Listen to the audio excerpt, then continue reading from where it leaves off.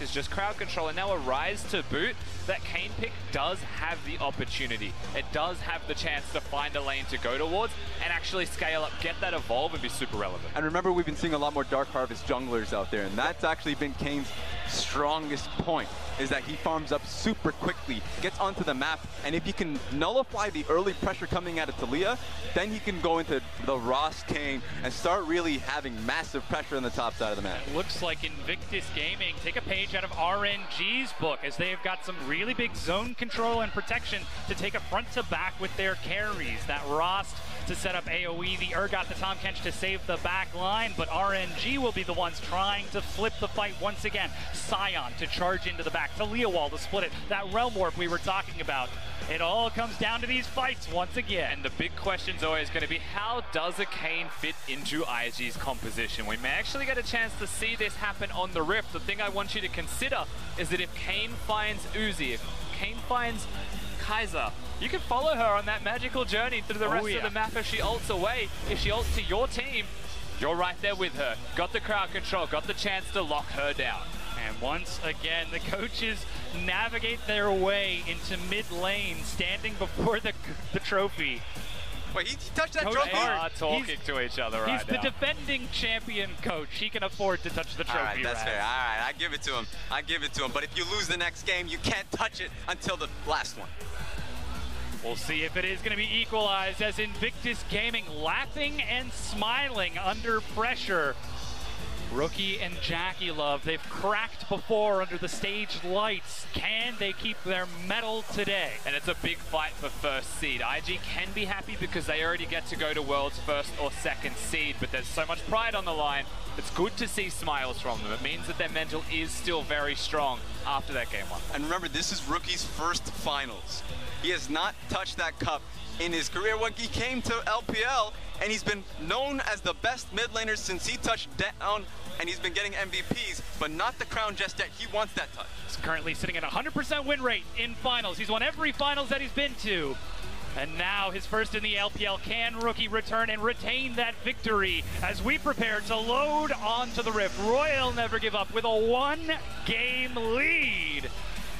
Let's see if we're going to approach match point or if IG are going to even the field.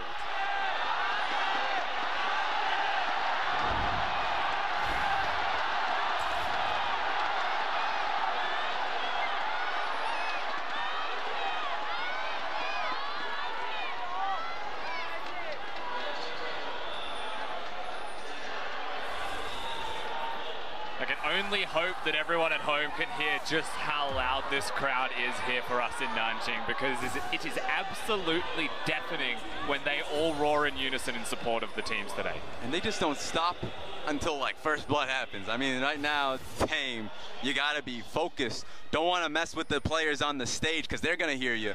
So honestly, you're at a point where Ning comes out with that Kayn. Dark Harvest King. He wants to farm it out. I wonder if he can, because remember, the top side of the map is going to be pushing into him. That's in bait coming through. Sweeper. 3 members from RNG forcing Ning out from that red buff. He turns onto the Raptor camp as the red buff is being stolen, and RNG engage in a lane swap. And it's important to point out how good Kayn is at soloing the Raptor camp out by himself. Is he going to smite it? Ming with the auto. Doesn't get it. Ning slows it down, but gets level 2 by clearing out the camp. Very risky, holding on to a smite, but he had to do it. Whoa! Oh no, that's good. That's good. That's good. Sion. That's good. I was wondering who was doing it. I was a little bit afraid.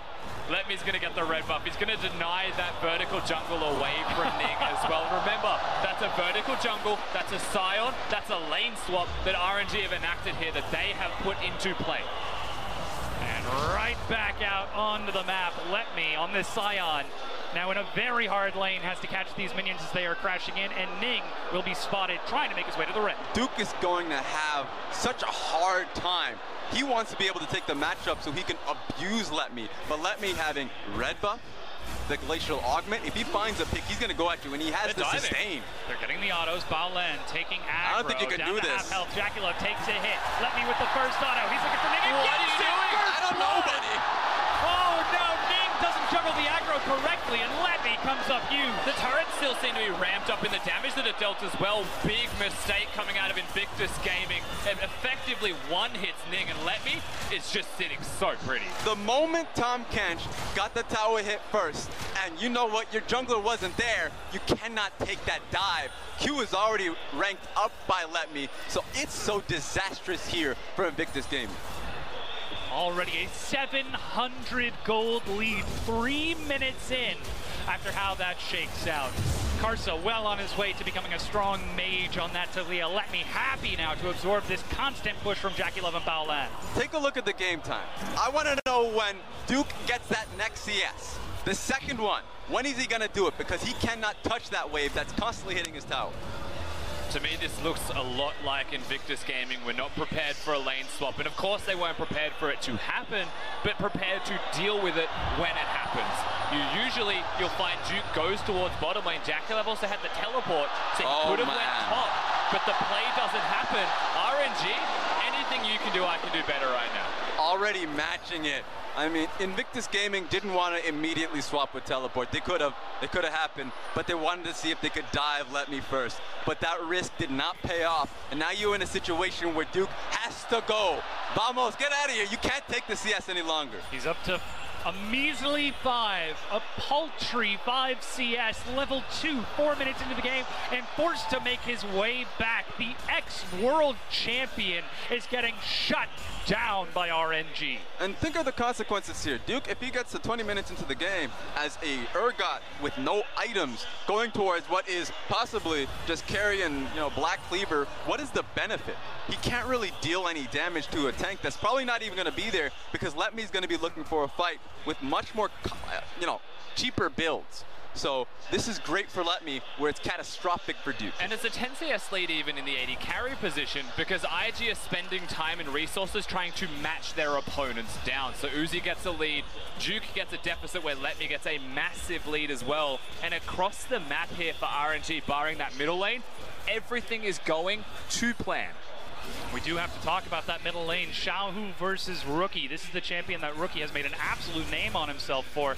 That Zoe even getting into the Penta with a huge triple kill paddle star. If ever there was a setup champion for IG, this is it. And that's where usually the lane swaps break.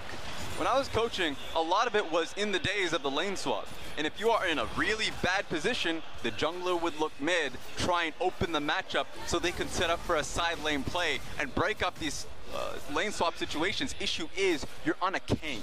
Kane cannot gank through mid. It is so difficult to do it. Doesn't matter how well Rookie's doing here and how much of a pounding Xiaohu's getting. So he can just come back mid, play it completely safely, and what can Kane do other than just farm?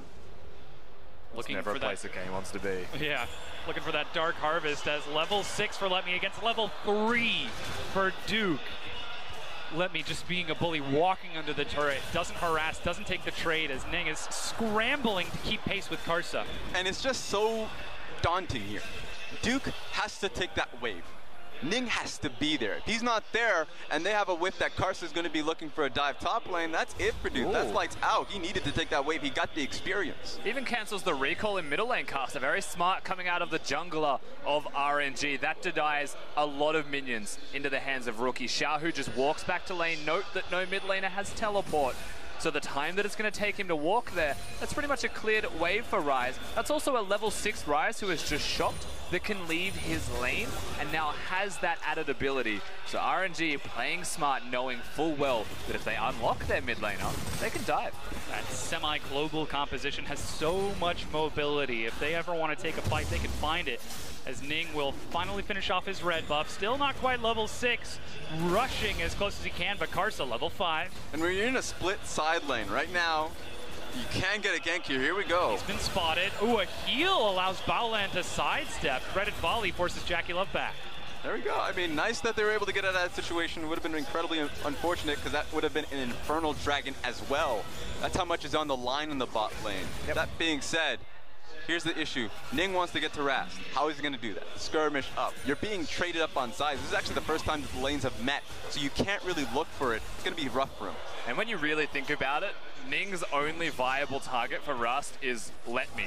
And you can hit the Scion for certain. You can deal damage to the Scion, but that's not the place you want to be on the map if you want to control this game right now. Uzi and Ming are consistently pushing. Caster is consistently on the bottom side of the map, and if you show top lane just to hit Let Me to get Rast a little bit closer, you are suffering the consequences. Look at that. Ning. Oh no. Gonna have to try and defend this. That's the Devour used. Auto attacks if they're moving under the turret. Ming takes aggro, and here comes Let Me out of the base!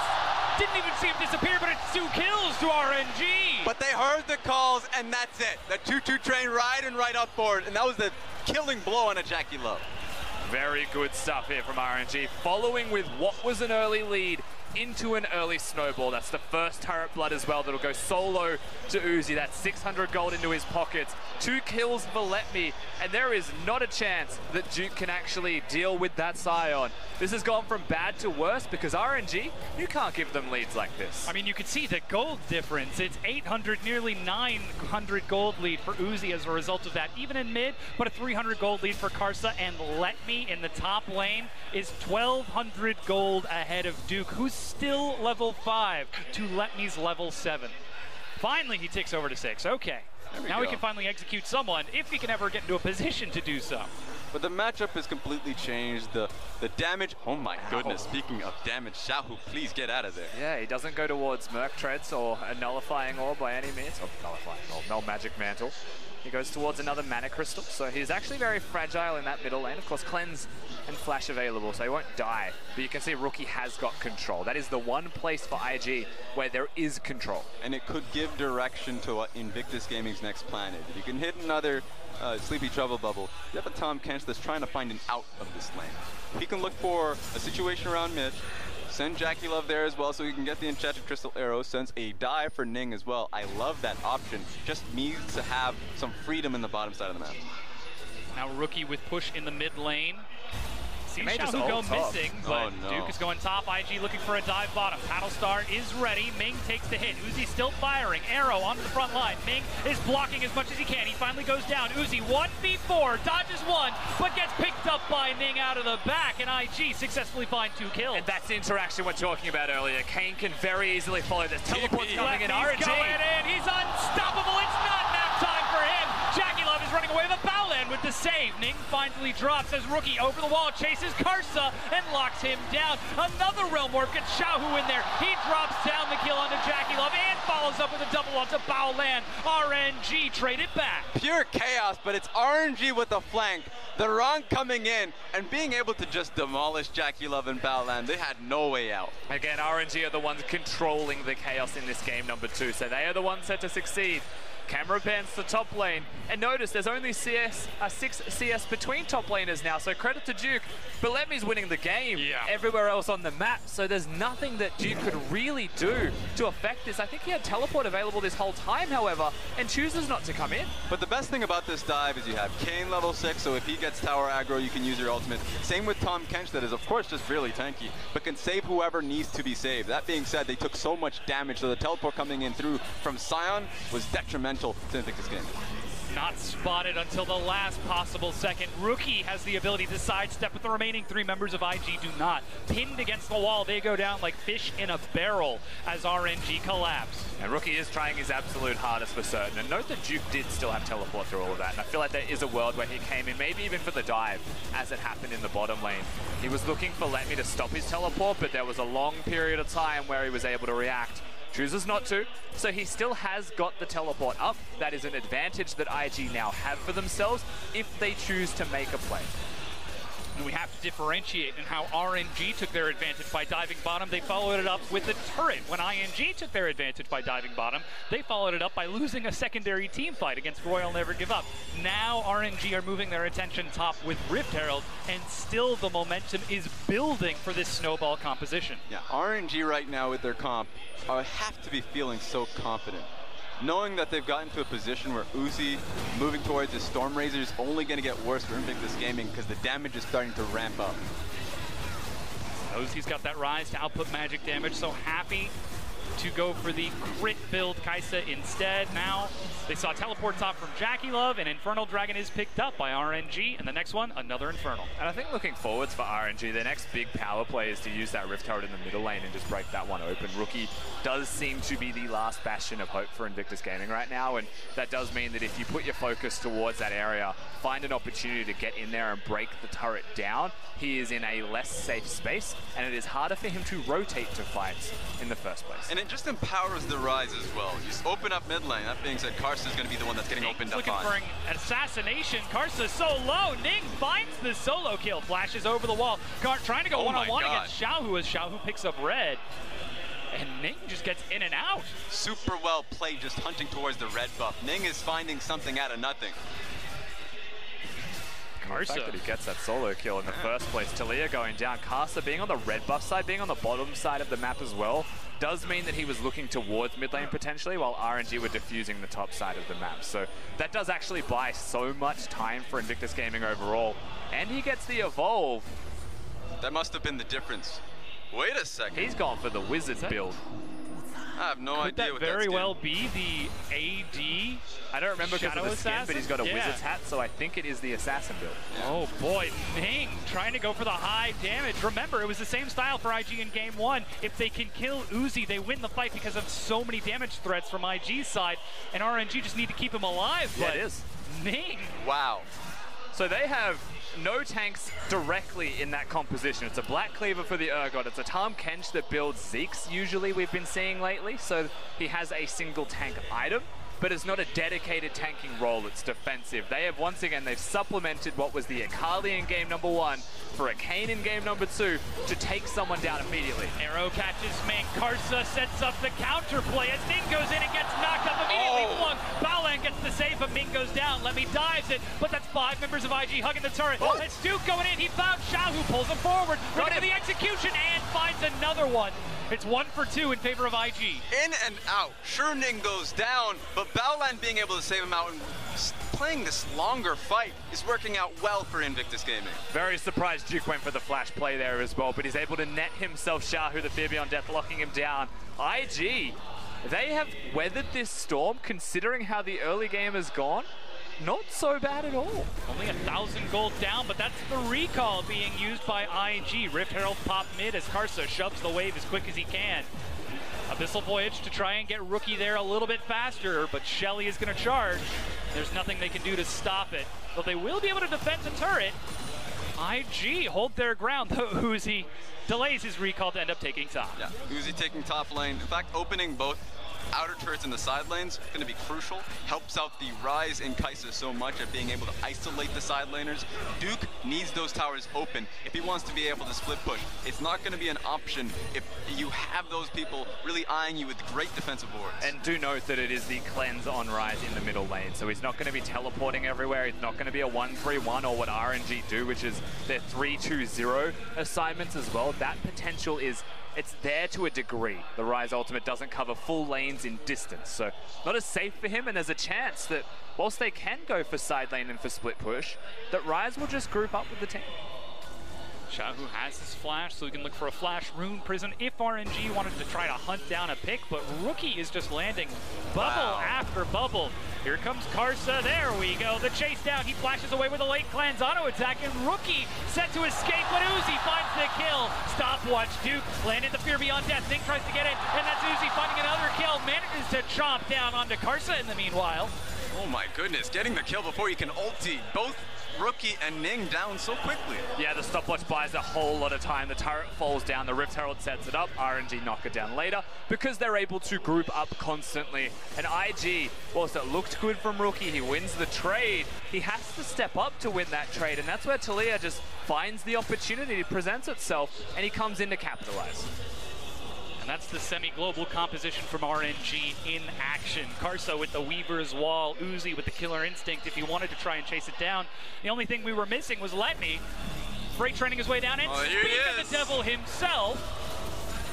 I mean, you're not going to go over the wall, but you're certainly going to scare them away. I was half expecting him to just flash and start charging and knock up. But no, he decides to take the safe route instead, and instead heads up top. That being said, expect the unexpected. I remember seeing a top 5 play from a Rise Scion composition, Latin America. So that being said, here's the opening here. Rookie getting Ion, 4 people looking for the kill. And sure, you have Urgot and coming through along with Ning, but that's simply not enough. Yeah, and of course, Uzi able to lock him down with the W. Caster with that stopwatch denies the Fear Beyond Death for a significant amount of time. And during that time, they're able to win the trade, get the turret afterwards, and grow that gold lead to keep it at around 2,000. Ning lunging into the jungle of RNG to get vision on that red buff, trying everything that he possibly can to track Karsa and allow his lanes to look for safe farming, but RNG are just playing the map so intelligently that they're denying Ning any entry. And they have an eye on their pies. 10 seconds until the Infernal Dragon comes up. Uzi teleports mid just so we can get the push. It's interesting that we see Kane getting an opening first, but they shouldn't be able to hold the wards that they have. No, he doesn't have a direct opening to it. He sees where the wards are, but he doesn't clear them. So he knows that there's one in the pit in the back side of it. Also, the wards just to the top of him. He should be aware of where they are, but it doesn't mean that they'll get access to start this dragon. It just means they want to deny RNG from doing that. In fact, they are going to take this. They know full well that RNG will be here at a moment's notice. They want the team fight. Looping around. Remember, this is Infernal Dragon number 2. That's a teleport from behind, getting Let Me in there. Dragon picked up by Jackie Love. Let Me walking it forward. Nick trying to get away from this over the wall, but Uzi chases him down, and KT Rain gets the kill. A huge amount of CC allows them to chase. Uzi's over the wall, running down Rookie, finds a double kill as IG run to the hills. Doing it all. Uzi just tracks you down. He's confident that the rest of the team will have that fight all down packed, and they do. No kill unscathed. It feels like Invictus Gaming are not going to be coming out of there. The fact that Ning gets assassinated when he is the assassin, when he is designed to have that purpose, just shows how confident RNG are right now with the state of the game. What was the 2,000 gold lead in a matter of a minute becomes 4, becomes a sizable advantage to RNG that will reflect through the items as well, and they already were there. Here we see that fight again. Jackie Love gets the auto. Ning split from his team. Uzi finds an opening. And he just goes straight for Ning. This was at the same time that Let Me actually opened up his own ulti, so the space was created. Flashes over too, because he just sees a rogue Zoe out there. And can we just say how beautiful RNG set up that front line, forcing IG into the choke? Even if IG wanted to try to get back in, they would have to go through a Scion, a Braum, a Ryze. Slim to none if Jackie Love was going to look for an assassination, but again, Rookie splits off, and RNG find 2 kills. That being said, Invictus Gaming did escape disaster, picking up the Infernal Dragon. That would have been number 2 for RNG. So Jackie Love picking that up, go to sleep.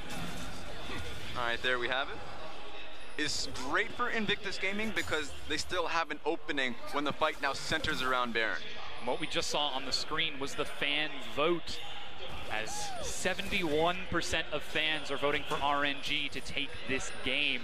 And earlier we saw the player fan vote heavily favoring Uzi at a 33% out of 10 players on the Rift. 1 out of 3 people are giving him the MVP. And a lot of this game comes down to the auxiliaries that are protecting him. When you think about the team compositions here, Let Me standing in the front line and trying to disperse the crowd of IG is the most important thing. That's where RNG find their advantages. The Ryze ultimate can be used, the Scion CC can be used, and Uzi finds access into the back line. For IG, if they get any opportunity, any look in of Duke and Ning being next to Uzi, he dies, because that is the ultimate combo between them where they assassinate someone, and that actually gives Duke team fighting by having the fear afterwards. That's what IG are after. Agreed, but the execution is important.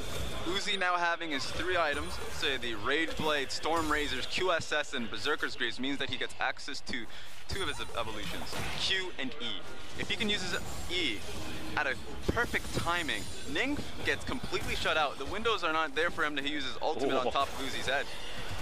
That almost connected. Yeah, Xiaohu is playing a dangerous game with that Zoe maneuvering around, but as you said, Raz, it's all about Uzi getting the outplay, and there's a reason we call him Kung Xiaogao, the Mad Dog, because he will run you down to the ends of the earth if he finds an opportunity, and with the setup that he's got right now, He's more than set up to. We're all waiting for the killer That was instinct. a dangerous one. We were looking at it. You never know when it comes to Uzi ready to press that ultimate. He does not miss a W at all, and now the pressure goes towards the red. But this is 2018 Uzi. No longer will he just blindly follow in on these kills. He's got his team to back him up, but he's also got years of experience and conditioning to allow him to pick when the perfect opportunity is. So he no longer makes the risky plays of 2017 or 2016. Still upkeeping the mechanics. So he could still follow it up, and I would say 8 out of 10 times he's going to be able to get the kill if he plays it right. So I'm at a state where the observer has to follow the extra member at all times because the fear is real for IG. If they get tagged, they might find themselves down under. And we were thinking that IG would be the best composition, best competition that the LPL could provide against Royal Never Give Up. This was the final that was supposed to be in spring, and it went to Game 5. But so far in this series, RNG are just showing how many leagues further they have grown. It displays a lot of preparation on RNG's side for the early game, for the place where IG are meant to be forging these leads, to the point where you're expecting RNG to hold the fort scale till late game, something that we did see in the first game when IG get those advantages. This playbook from RNG just completely demolished IG's early game and puts them into the team fighting type of position where IG don't have the lead, and that's when they start to crumble. And remember, they could just turn it off. Say that we're not going to team fight you, RNG can, and just say we'll rem warp when we've actually pushed you completely out of your red side jungle into the Baron pit and try and burn it with our AD Kaisa. They can do it super easily. So RNG's done it during the regular season. Invictus Gaming have to know that and have that in the back of their heads. That's why they're contesting so heavily around the red side jungle, because they do not want to get pushed out. They cannot afford to lose that distance.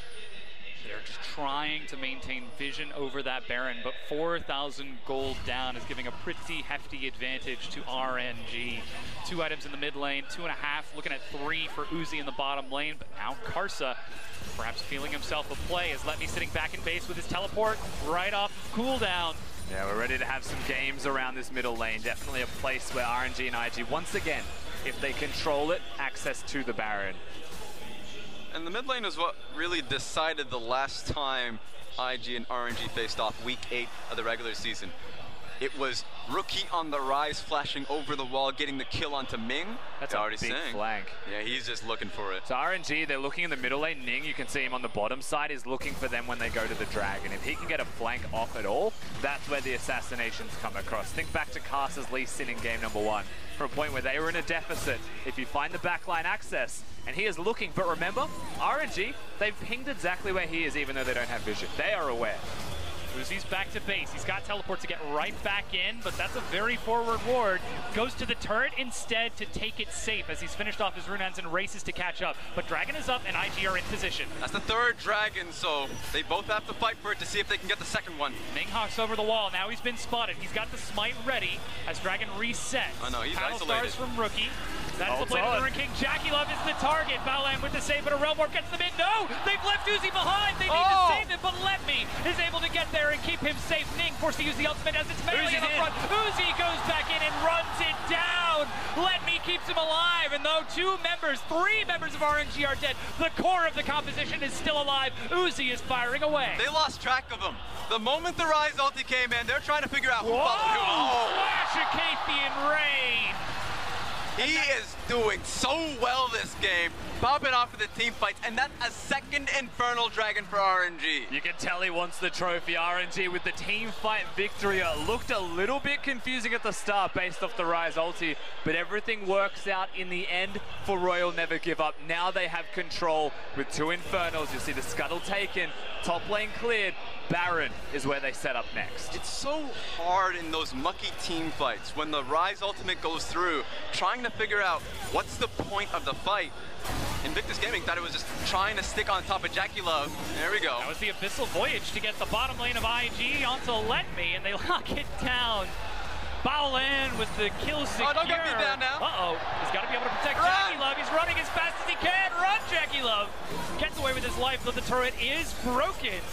And Royal never give up, scrapping over everything. That's a glacial augment sign I want to let you guys know. That guy's going to chase you down. Uzi takes the hit, but there's Ning over the wall, knocked away, dashes forward. Karsa can't close the distance. Ning escapes. He was on worked ground, so only the single pebble comes out of Karsa in that situation. Could have been the kill if there was more than one to be seen. But with Ning off the map, they're turning onto the Baron. RNG are just running up the pace of the game and giving no breathing room to Invictus Gaming. Yeah, Hawkshot coming through. Not enough time to give you. You have to let it go. RNG with Baron. And they do it with Let Me Dead. They find the opportunity because they get Ning so low. They find map control that they should have had already from the fight that they won. IG do not get entry, do not get access, and they're able to lock that one down. You'll see this fight again. Now keep your eyes peeled on Ning, who flashes to burst them out. He now has no flash and is exhausted next to Uzi. So also it looks like Uzi's left alone. That's genius. Yes, but also remember when the ultimate from Rise came out, Uzi had the option to join his team. He backed out at the last second and knew that he could take the flank. So Uzi, recognizing the teamfight situation, that he's fine alone. So well played from him. I've seen this before. Too many times. Now he knows he hasn't been spotted. Still looking for an assassination, but you can see the damage in that last fight. Rookie coming up huge to try and equalize, bringing it down to a 2 versus 2 at that Dragon, but he couldn't get to Uzi. And now that the red buff is being taken, he's finished off his Mercurial Scimitar. That crit Kaisa is going to do some big damage. And you would say it's not Rookie's job to find and assassinate Uzi, really, when the team fights happen. You're looking at Duke, you're looking at Ning, and you're looking at what they can potentially get done. If a front-to-back happens, Uzi is the one who dictates how he's going to die, basically. Is he going to ult into the backline and go crazy? Or is he just going to kite away from the assassins that are sprinting towards him? Because right now he's got the QSS, he's got a Braum next to him with Cleanse. Rookie's actually got a very hard job in this game now as he starts to scale off and everyone can get out of his bubbles. There's a Braum, there's a Beasting Scion. What is a Zoe to do when you start getting grouped up on? Your Sleepy Trouble bubbles, your actual DPS just diminishes so much with the tanks tanking it all. Ning constantly looking for a flank, hunting for a way in, but RNG are relentless with this vision and keeping Uzi safe so that he can escort wave after wave. Xiao, who's split pushing top with the Realm Orb, can absolutely follow up as that Void Seeker splits in between, but the next wave crashes and RNG set their sights on this tier 2, and there's nothing IG can do to stop it. Trying to hole in Baoland, not gonna happen, so close. Weaver's Wall keeps IG away from the minion wave. Finally, they step up, but RNG still playing it safe in between every single one. Ning, I believe he just missed the way over the wall there. But this is the least threatening flank. Remember, he is Blue King, so his flank's there just for a kill. But if he ever looks for it, Uzi's going to be able to get out of it. Zonya's there for Xiaohu, so the main burst of the ultimate of the Kayn is just not going to be relevant. Issue here is, what does Kayn do to start a fight other than just be an annoyance? Duke forced to back away as the next wave crashes. Ning walks up, lands a slow onto Ming, but doesn't take it. Uzi firing shot after shot. 4 full items to the 3 items of Jackila. And remember that Uzi has gone towards the AD build. In game number 1, he was AP, so he's gone for AD with the removal of Urgot from their team composition. Less assassination on a single member needed. He wants the pentakills in this one. He's looking for the 5v5. He's looking for the full front-to-back fight. Righteous Glory, Blade of the Ruined King slows it down. Void Seeker, Uzi continues to hold on to the killer instinct. Just keeps the threat as he's pushing wave after wave. Baron for 10 seconds, but a slow onto Ming. Uzi dodges it. RNG are doing such a great job at feigning a dive. Not saying that we want to dive you. I don't think you can follow up on this one. Arrow onto Xiaohu. Rookie lands forward, separates Uzi from the fight with a trouble bubble, but Baoland steps up, and Uzi's chasing him down. That's Baoland dying. Ning gets it slow, but doesn't tag it. Now they found Duke. He's forced to back under the turret at such low health, but look at the shred. Oh, so close. And he dives in, looking for Rookie. Finds it as they find the kill. Ning will separate him from his team. Dives inside with the Shadows trespass, but RNG right on top of him. Locked down yet another kill. Flashing over the wall to chase down Jackila. Casey in range. Triple kill to Uzi. Look at Rookie though, he wants to 1v5, he has The body block Diana, they keep him alive! A quadra kill! Royal never give up. The team finally die to Rookie's Ignite. It's pretty much a double ace between them. Karsa is still here with no mana, Ming with no health, but they have got time. The inhib drops, but Baolan's alive. Maybe they don't even get the single inhib. He's ulting in. Yeah, he could do this. Let's go. Big catch, baby. Take him to the court. Baolan's working it down. That's the Ignite. One down, Come one here. to go. Flung away. You have no mana. Let's go. Baolan's on the prowl. Karsa is just turning and running. Get next to the terrain. Whoa, that was Oh, he flash. flashed. Go to Baolan. Get over here. He landed it. He's continuing to chase one more. Oh, come on. Misses the tongue lash, and Karsa escapes. It was so close, but guess what? Guess who was the MVP of that team fight? Rookie sacrificed himself to get the last Ignite kick, the kill on Uzi that would have ended the game. Yeah, that was a stone's throw away from the entire game ending. You'll see the fight here again. Ning with little to no impact, and Duke just running away for most of this one. You'll see Rookie come in and deal damage. It's a very extended fight, so you keep your eyes peeled on the later half of this when Rookie comes up huge and Uzi dives into the back. It's real awkward for Invictus Gaming. Ning tries to come in for a flank, but already losing your Tom Kench allows for this to happen. A flash onto Kaisa. He's holding a little bit, but here's the issue. Yeah, you survived. Fairly low HP because Ning did a lot to you. But it's Rookie. Flash available. Not only does he come in for the execute, killing Let Me, knows that the Ignite will do the trick on the Uzi, saves his team the game. There's some very quick mats coming out of the Zoe in a desperate situation for the entire team. The Luden's even finding the kill on the Xiao, who at the most clutch moment that he didn't plan, but Rookie came up with everything. And we have to celebrate how Jackie Love set Rookie up for that, going effectively 1 versus 4 to buy time for Rookie to do that damage, firing attack after attack. You have to imagine if he had been at 4 items, if he had had that last whisper in that fight when he was going one-on-one against Let Me, would things have gone completely different? IG are looking once again to post up. They want to find a place where they can hold RNG at bay. Those turrets in mid and top lane are so low, and the inhibitor is open in the bottom lane. RNG, if they can control mid lane, they have control of the entire map, and with Baron in 30 seconds, IG, they have to put their foot down. That's another bubble, but it does just tickle Let Me. No Paddle Star to follow it as 34 minutes. Baron is up in 20, and RNG are poised next to the pit. But I think Kaisa's starting to feel that, or at least, yeah, Kaisa and Karsa starting to feel the breeze. Because Rookie's sending those cues through. Every single time Paddle Star comes through, it's always just that, a hair's breadth close of nailing the carries. It's that close from tilting the fight over to Invictus Gaming, and with Baron now up, can turn the game. Baolan fresh out of base, as he did just use that unsealed spellbook to teleport in. No flash on Uzi, no flash on Karsa as well. So it's going to be a very limited summoner spell team fight if this does break out. That does mean that people can get taken down very effectively from picks. That's what you're looking at. RNG, if they get this, I think they just end the game. It's IG that has to step up. Baolan's trying to get some harass over the pit. Ward after ward is being placed. Ning, level 15 to the level 16 of Karsa, but RNG pull off. Rookie steps up, but backs away. Still, Ning hiding inside of the walls, doing everything he can to keep his presence unknown as Let Me takes a big hit, but there's the Weaver's Wall. Warmogs has now been picked up for Let Me, so every damage just lasts. He needs to go back to base because they can't play around Baron if he's at half HP. Yeah, he went for the Knight's Vow to support his AD. He went for the Randuins as well to prevent any crit from going onto him, but there's not a whole lot of crit on the opposing team. It's more for the slow to ensure he can get the kills, even after death. Now the wave was prep bottom for Duke. He recalls to catch it, but luckily RNG do the same as they look for some final items. But we've got to talk about what those items are. Rabadon's death cap completed for Xiaohu. Uzi already at full build, finishing off his GA a short while ago, whereas it looks like IG are just scrambling for wards to make sure that they can be prepared for when this fight inevitably breaks out.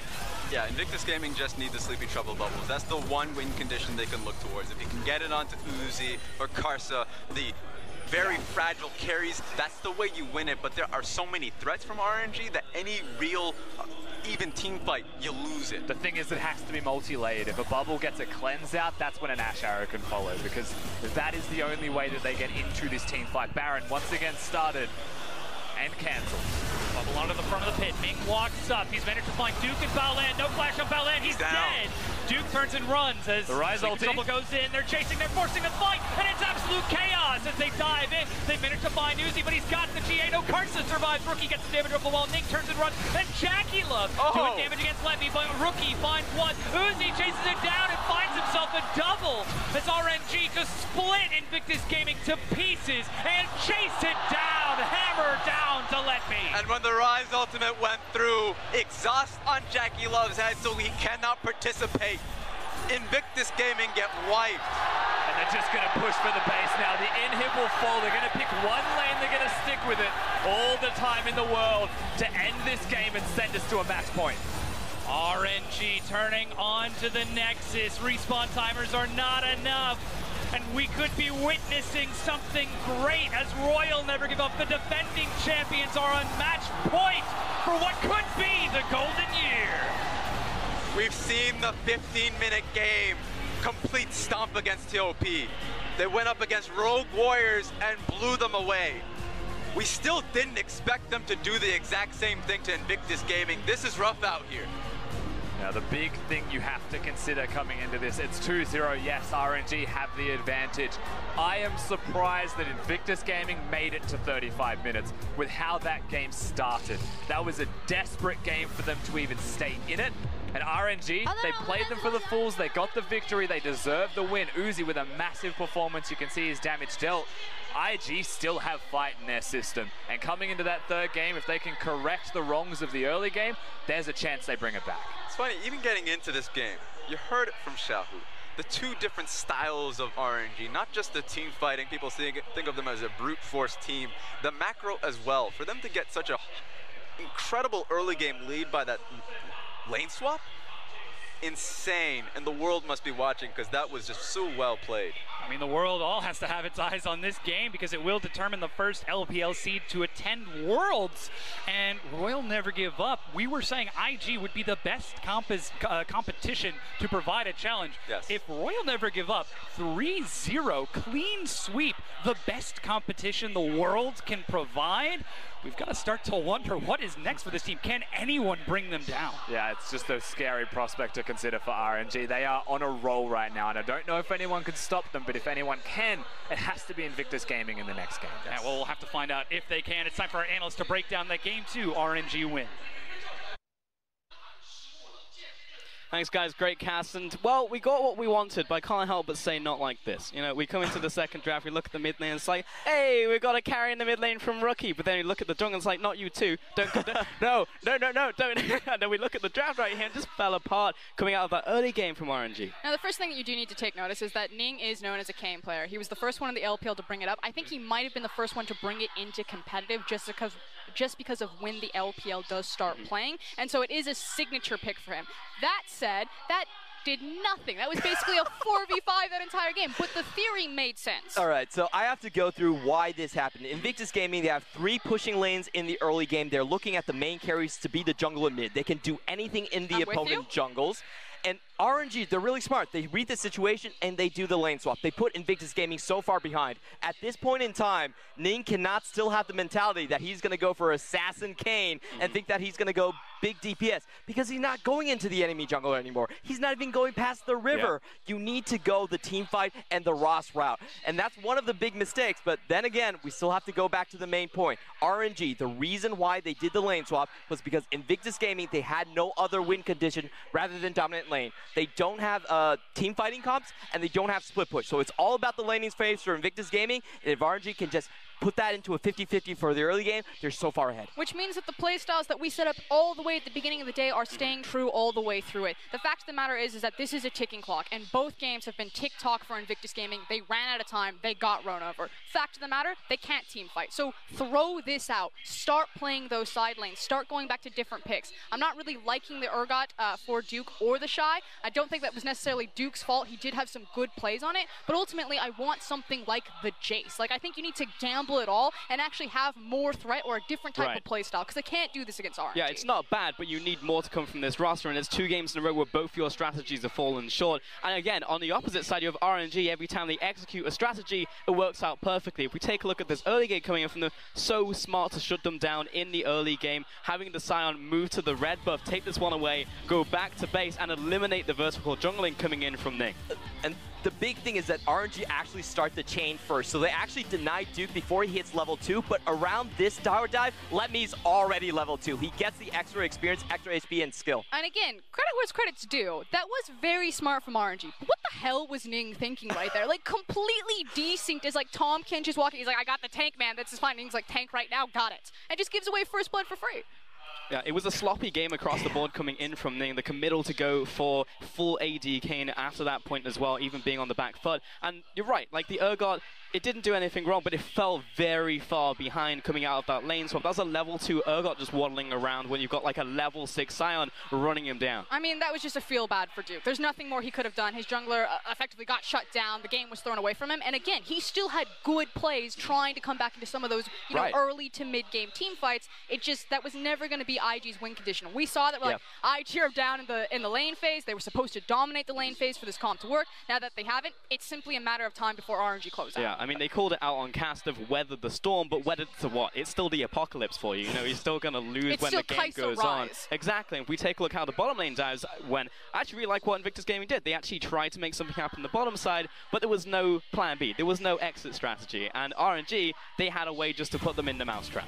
Yeah, and this was an easy rundown coming from their side. Actually, this is before that team fight happened. Letme's already very far ahead in the map, and he's just able to do these plays. He was 3 levels ahead of the Urgot early on, so the map ability is absolutely massive. And this is the play you were talking about.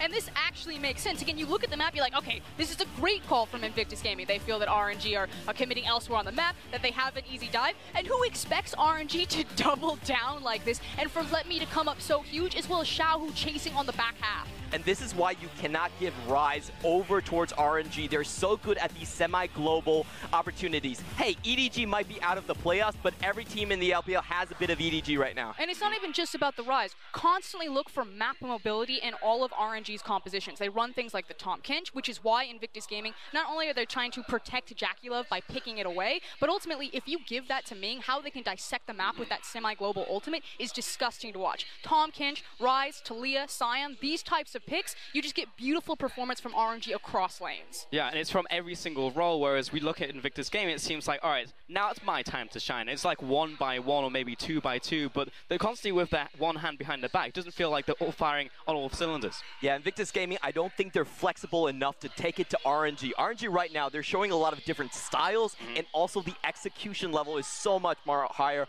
than Invictus Gaming. If they want to win, I agree, they need something harder in the top lane that can smash the lane and even provide some split pushing. That's the main key.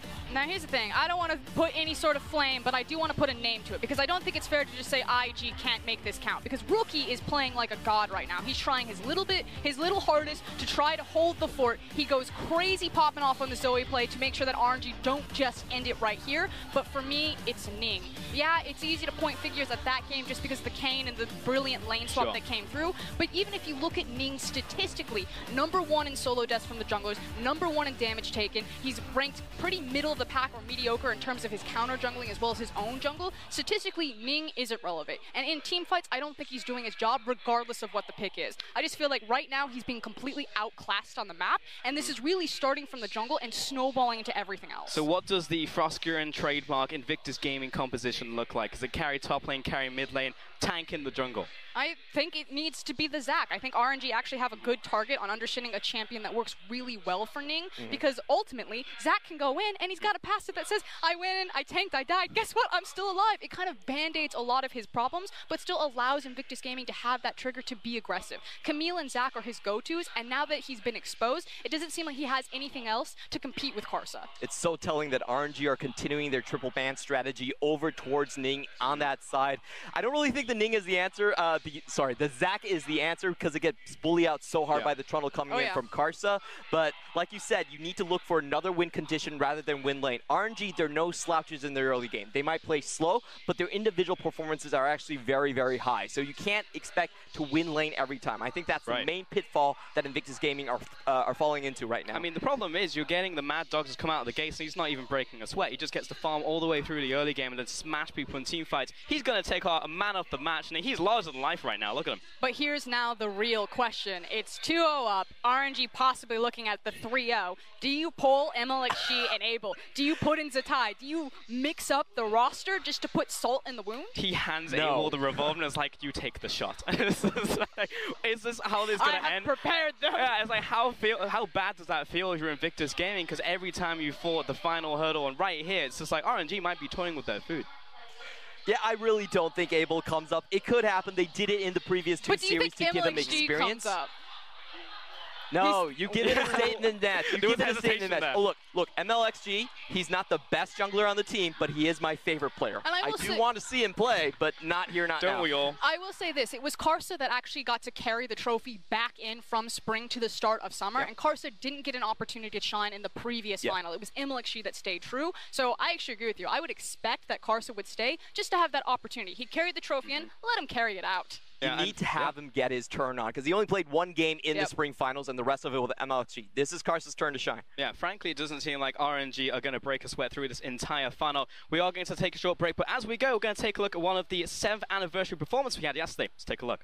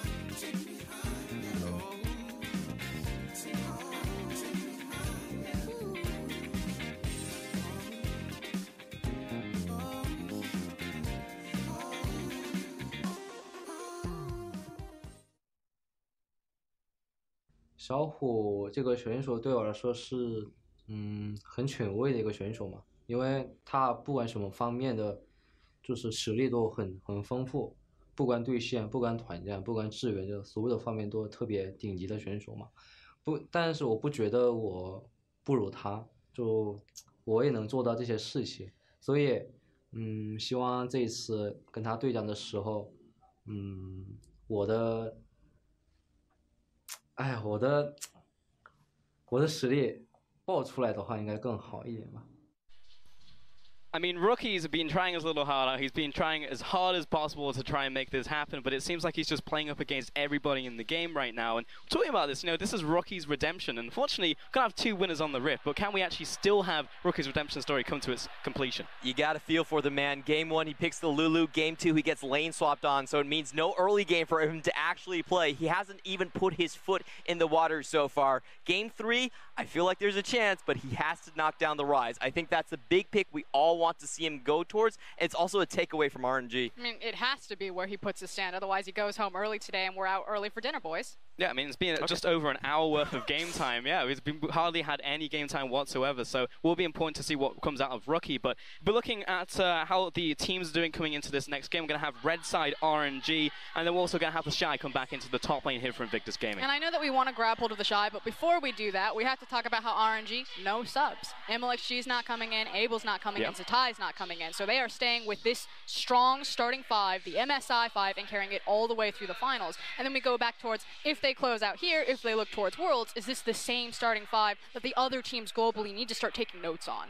Yeah, definitely. If Uzi wins here, he's going to be undefeated throughout the entirety of playoffs. RNG did drop games, but that was Abel, not with Uzi. So incredibly strong performance, a highlight reel performance for him. I want to go back towards the Shy subbing in, and we were talking about Invictus Gaming needing a win condition after the laning phase, because they can't penetrate RNG during that phase. They need a mid-late game strategy, and that's what the Shy provides. He can go on the split pushing and try to drag the game out and kind of scramble the members of RNG and not let them go onto that 5v5. The big 4 picks I'm looking for are Aatrox, Jace, Akali, or Rise. Yep. Those champions are very strong in lane, and they can also provide side lane threat. So he has to pick one of those. And ultimately, though, they need to also check to make sure that the same trick doesn't happen out twice, so there's not a delayed invade or some sort of level 1 shenanigans that leads to a lane swap. So pay very close attention to Invictus Gaming's early level 1 to see how they scout out and try to set up good, strong lanes for the Shy and Rookie to actually have a shot in this series. Hopefully not having another game 2 and that set play coming from RNG absolutely crippling them in the early side of the game. Now, the Shy, that game right there, he was down 5 kills, and that was a team fight where he just came in and found 4 for himself. And the Shy in this playoffs, he's actually proven that he can teleport as well as Duke can. Aatrox is one of those big picks. You can see RNG, they don't ban the Aatrox against Duke, but it's a must ban against the Shy. And here's the thing, we've seen Aatrox versus Urgot multiple times in the LPL playoffs, and I believe you said it, Clement, that they consider it a skill matchup. They don't think it just outright wins one way or the other. And the Shy is the best Aatrox player that we have in the league. Yeah, most of the time the Urgot is considered to have the advantage. You have the range advantage, you have the taking disadvantage, but not for Invictus Gaming. They're so individually skilled in lane. A lot of times they reverse matchups, and that's what they need to do here. So is there anything that you can take away from RNG right now? Because this is a lot about talking about what you want as Invictus Gaming on your side. I agree. Top lane carry, mid lane carry, jungle, put them on something like conditions. You even called out the Zac right there, but is there anything you can do to wound RNG, or does it really just not matter since the champion pools are so big and the reaction picks are so strong? I think the most important thing for Invictus Gaming is making sure that they get 1v1s and 2v2s. Again, don't get into a scenario where the map is breaking open early and you're not actually able to camp for your lanes. Then I want a jungler that has hard initiation potential for Ning. I don't care if it's Zac, I prefer it. Camille, Zac, Sejuani, whatever it's going to be. Maybe he even feels that he can have the kill threat and go for something like a Graves, as long as he has hard CC in those lanes, and actually get Ning into a lane instead of just getting dominated in the jungle. Yeah, and that's a really big reason why the Shy is subbing in as well. He will take away so many bans from RNG, and that will open up Ning for that playmaking potential. For me, I have a controversial opinion, but I actually want Invictus Gaming to try and do something about the Kai'Sa. If they lose the early game in the bot lane, that's fine for IG. They've done it before, but I think it really does take RNG out of their stride, and it takes away away a big team fight win condition for them. And I agree with you. I think you need to pay attention to the Kai'Sa, and it's nice that Invictus Gaming have the blue side, so they could priority pick it here. Yeah. But then ultimately, like, what are you giving away? Does that mean that they need to pay attention to things like the Akali, the Ryze, the Urgot, the Aatrox? You know, like, the list goes on and on. Definitely does. And I still feel that RNG are left holding all of the chips because Right. they've won the mental game. They beat out the Akali. They left the Aatrox completely open, and no one wanted to touch it. You know, they've played these mind games, and now I feel like the mind game was set up with the Kai'Sa, where Uzi's like, go ahead. Take it. I'll just show you my Vayne. I'll show you my Xayah. I'll show you my Varus. I'll show you my Ashe. I mean, that's the key point right now, because they've already beaten down 2 of these compositions from Invictus Gaming. We were talking about pre-game, the fact that Akali probably should be permabanned. If that comes out, give that over to the hands of the Shy or even Rookie in the mid lane. That should be a free win for you, because you can assassinate whatever Uzi brings to the bottom lane.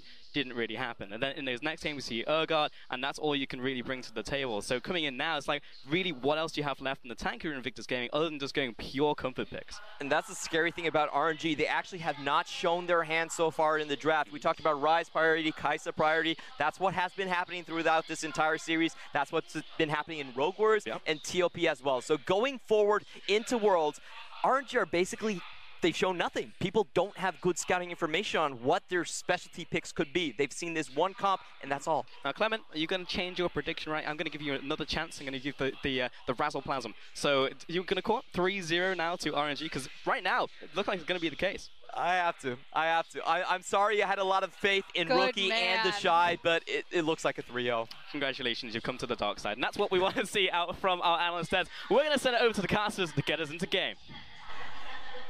You make me proud. Giving it the old flip-flop at the last second. But of course, he did have 2 full games with the footage to perhaps influence his decision off of that. And we have to talk about how strong Uzi is right now. The Des talked about it, the Kai'Sa being a bait.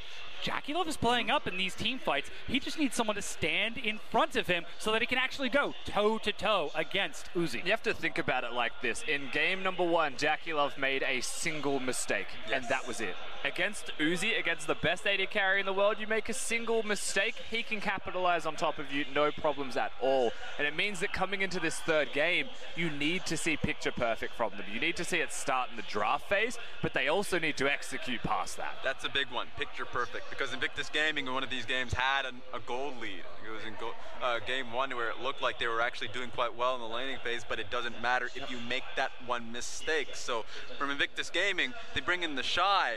That means that they actually want to be playing towards the top side a little bit more heavily. And so if they get more damage top lane, then they can forgive some of the mistakes being made in the bottom lane like they have in the regular season. Well, we saw that strategy in game 1. It nearly worked for them, but as you said, it took one mistake from JackeyLove and the whole game got turned around, giving the momentum from RNG to bring them to match point. Now pick and ban has begun, and Royal never give up.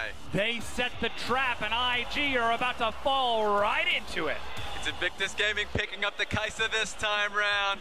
Uzi has to find something distant, but Frostgren said it best. I mean, Uzi has so many picks that he can go off, and one of the picks that does very well versus Kai'Sa is Vayne, so I'm just putting it out there. He wants the style in this game number 3. I am shocked that they let the Urgot go through in place of picking the Kai'Sa, but I understand why in taking that from Uzi, and you're right, he has got other options available for himself. The biggest surprise for me is that Kai'Sa, with no hesitation, with no knowledge of his matchup, once again goes for Lee Sin. And I was going to say Tahm Kench was a better option, but it seems that IG, they've got other plans. Already the Alistar being set up for Baolan. He's looking to keep people off of JackeyLove, allow him to get those plasma stacks, and you can see the coach of RNG behind them holding up the 3, saying this is it, this is game 3, this is match point for the series. And remember, having Kai'Sa and Alistar, great positioning if you're ever to snowball in a game, and also allows a damaged jungler knowing that you do have a primary point of engage. So Alistar works very well here. It can dissuade Uzi from going towards a Vayne, but I wonder, he picked up the Vayne in the previous series, even though he knew that he was going up against an Alistar. He's willing to do it. Timer is running down, Uzi.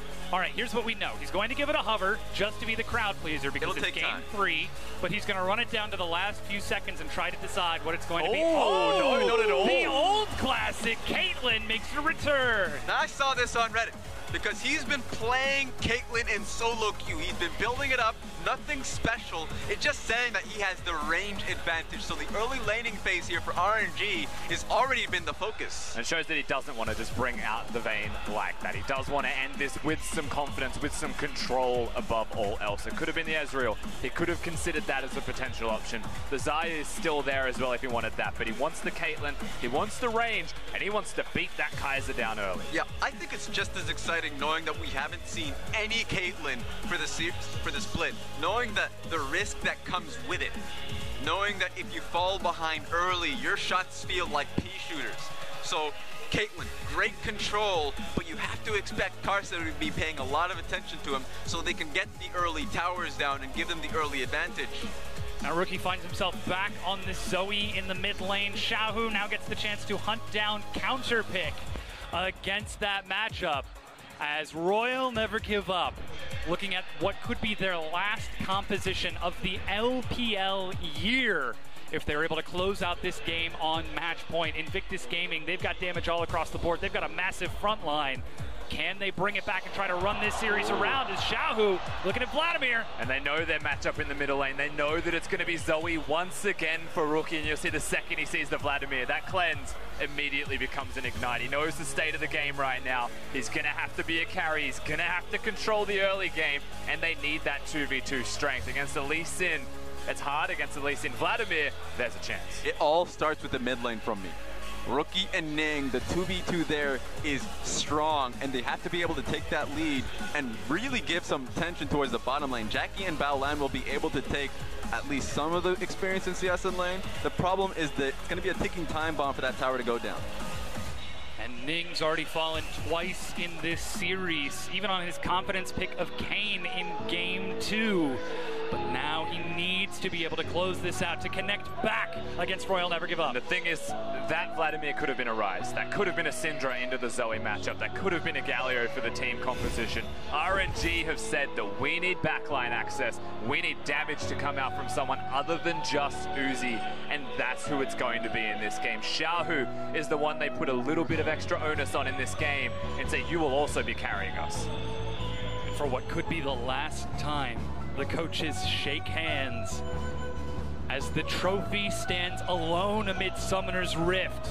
Will RNG be the ones who pick it up after closing out this game 3 against Invictus Gaming? You can hear the crowd wants it. Or will Invictus Gaming find their spirit, find their passion, and bring us back to this series? There's a lot on their mind. Jackie Love recognizing the faults of the previous games. Rookie knowing that he needs to do that much more. He's had a spectacular performance in the finals so far, but he needs to win a game. He needs to make it competitive. These two players need to do it for them. And on top of that, the Shy wanting to prove that he is the king in the top lane. There's a reason why the top laners of the league respect him so highly. And for him to not have that game on the Akali, he wants to have that chance of redemption. As we zoom in on that trophy, we load onto the Rift. It's been a tidal wave of noise as the fans have cheered on their favorite teams. And now it's time to hear what could be the last chance in China for 2018 as we get into match point for RNG versus Invictus Gaming.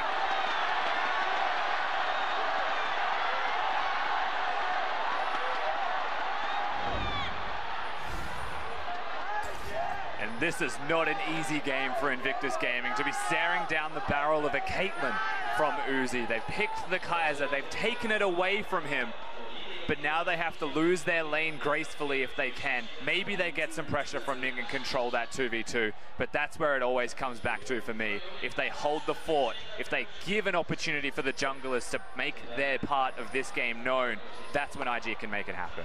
And I think they're going to try and fight early, funny enough, knowing that they can weather the storm. 2 two ignites. Baolan and Rookie getting it there. The electrocute. They're going 2 early. versus 3. Ning flashes back. Double knockup. Invictus Gaming chase it down. First blood. Rookie. Lemmy is running back to the turret, but IG successfully invade. And how the tides have turned between games 2 and 3. Now Invictus Gaming, they invade the red buff. They take it away, and they get the first kill onto Karsa. Starting bubble, not a big deal in the mid lane. Rookie will be perfectly fine. IG come out big. Yeah, IG doing so well. They wanted to give Ning that early game so he can actually look to try and track down Karsa. Karsa's going to be feeling it because going towards the blue buff early, sure, they know that. So Ning can either clear topside completely, take your Krugs a little bit more and side swap it, or he can try and track you down towards the Wolf camp. We'll have to see what that is. So far, he's keeping true towards the top side of the map. We said that mid lane would be so important for Invictus Gaming. They're starting it off the right way with that first blood, but that's Ignite being traded by both of the supports. Karsa's down here.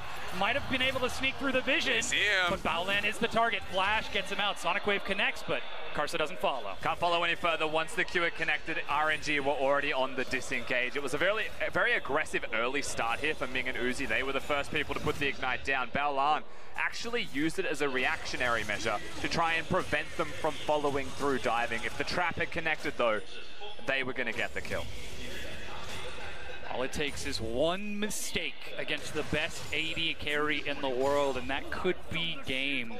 Uzi on the classic signature of Caitlyn. Before the Vayne got pentakill at Worlds, he was known for being a terror in lane on this Caitlyn. And now he shows that it is still relevant here in 2018. No, but turning towards our junglers, Karsa missing that Sonic Wave, still hanging out down here. He doesn't have the Sonic Wave for 4 seconds though, so he's going to have to play very patiently if he wants to get a gank off, and Ning is already here. Ning has been known for his lane ganks, known so much that the defensive wards being placed by RNG, you'd have to expect it. The last time we saw them going up against each other, in fact, last time Ning played in the game against JDG, counter ganks have been difficult because of been getting ward out. But he swept his way in. He thought there was no ward in the bush, but as the sweeper timed out, he entered the bush. Didn't see the ward was there and does waste a lot of time where Karsa can take the wolves. You're absolutely right, he expects the lane wards to be there. That was very unlucky timing. That means Karsa should be able to equalize now 16-16 in that jungle CS, but the assist gold for Ning should try to keep him just a little bit ahead of Karsa overall. Meanwhile, Rookie still doing everything he can to try to bully out Xiaohu on this Vladimir, and lane control later on is going to be great for the Zoe, but for now, he's just trying to bully Xiaohu off of these minions and keep him locked down. Yeah, whenever he gets the Spell Thieves up, of course, he doesn't have Electrocute, unfortunately, so the extra bit of damage from Spell Thieves doesn't then turn into real damage on Xiaohu to push him out of the lane.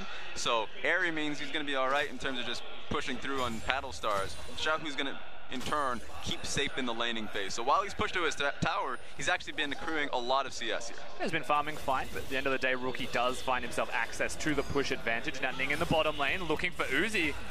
Ming is right there. He's got flash. There's no heal. 3 autos, 4.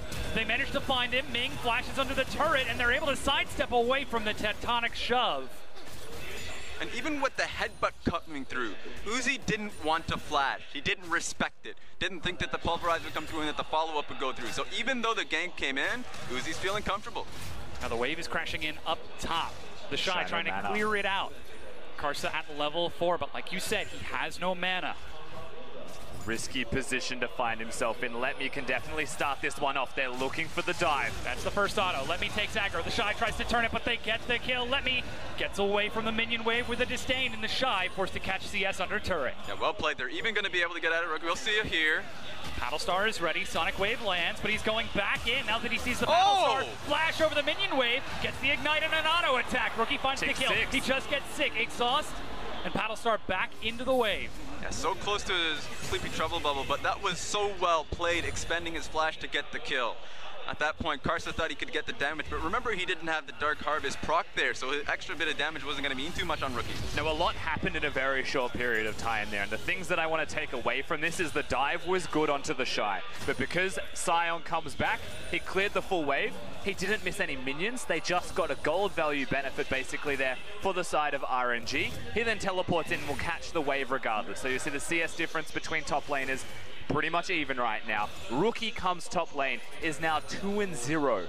That is a big deal for IG, and I think overall, I would say that was a win for them. We've been talking about the importance of Rookie this entire series, and even though the Vladimir was getting pushed into turret, he couldn't keep Rookie in lane to prevent that rotation to match Karsa's dive. Now Ning is looking for Let Me up top as the wave pushes out, but Brang has got a sixth sense for when he's being threatened. And Ning has to place the control ward because with Let Me playing so safely, he's wondering why.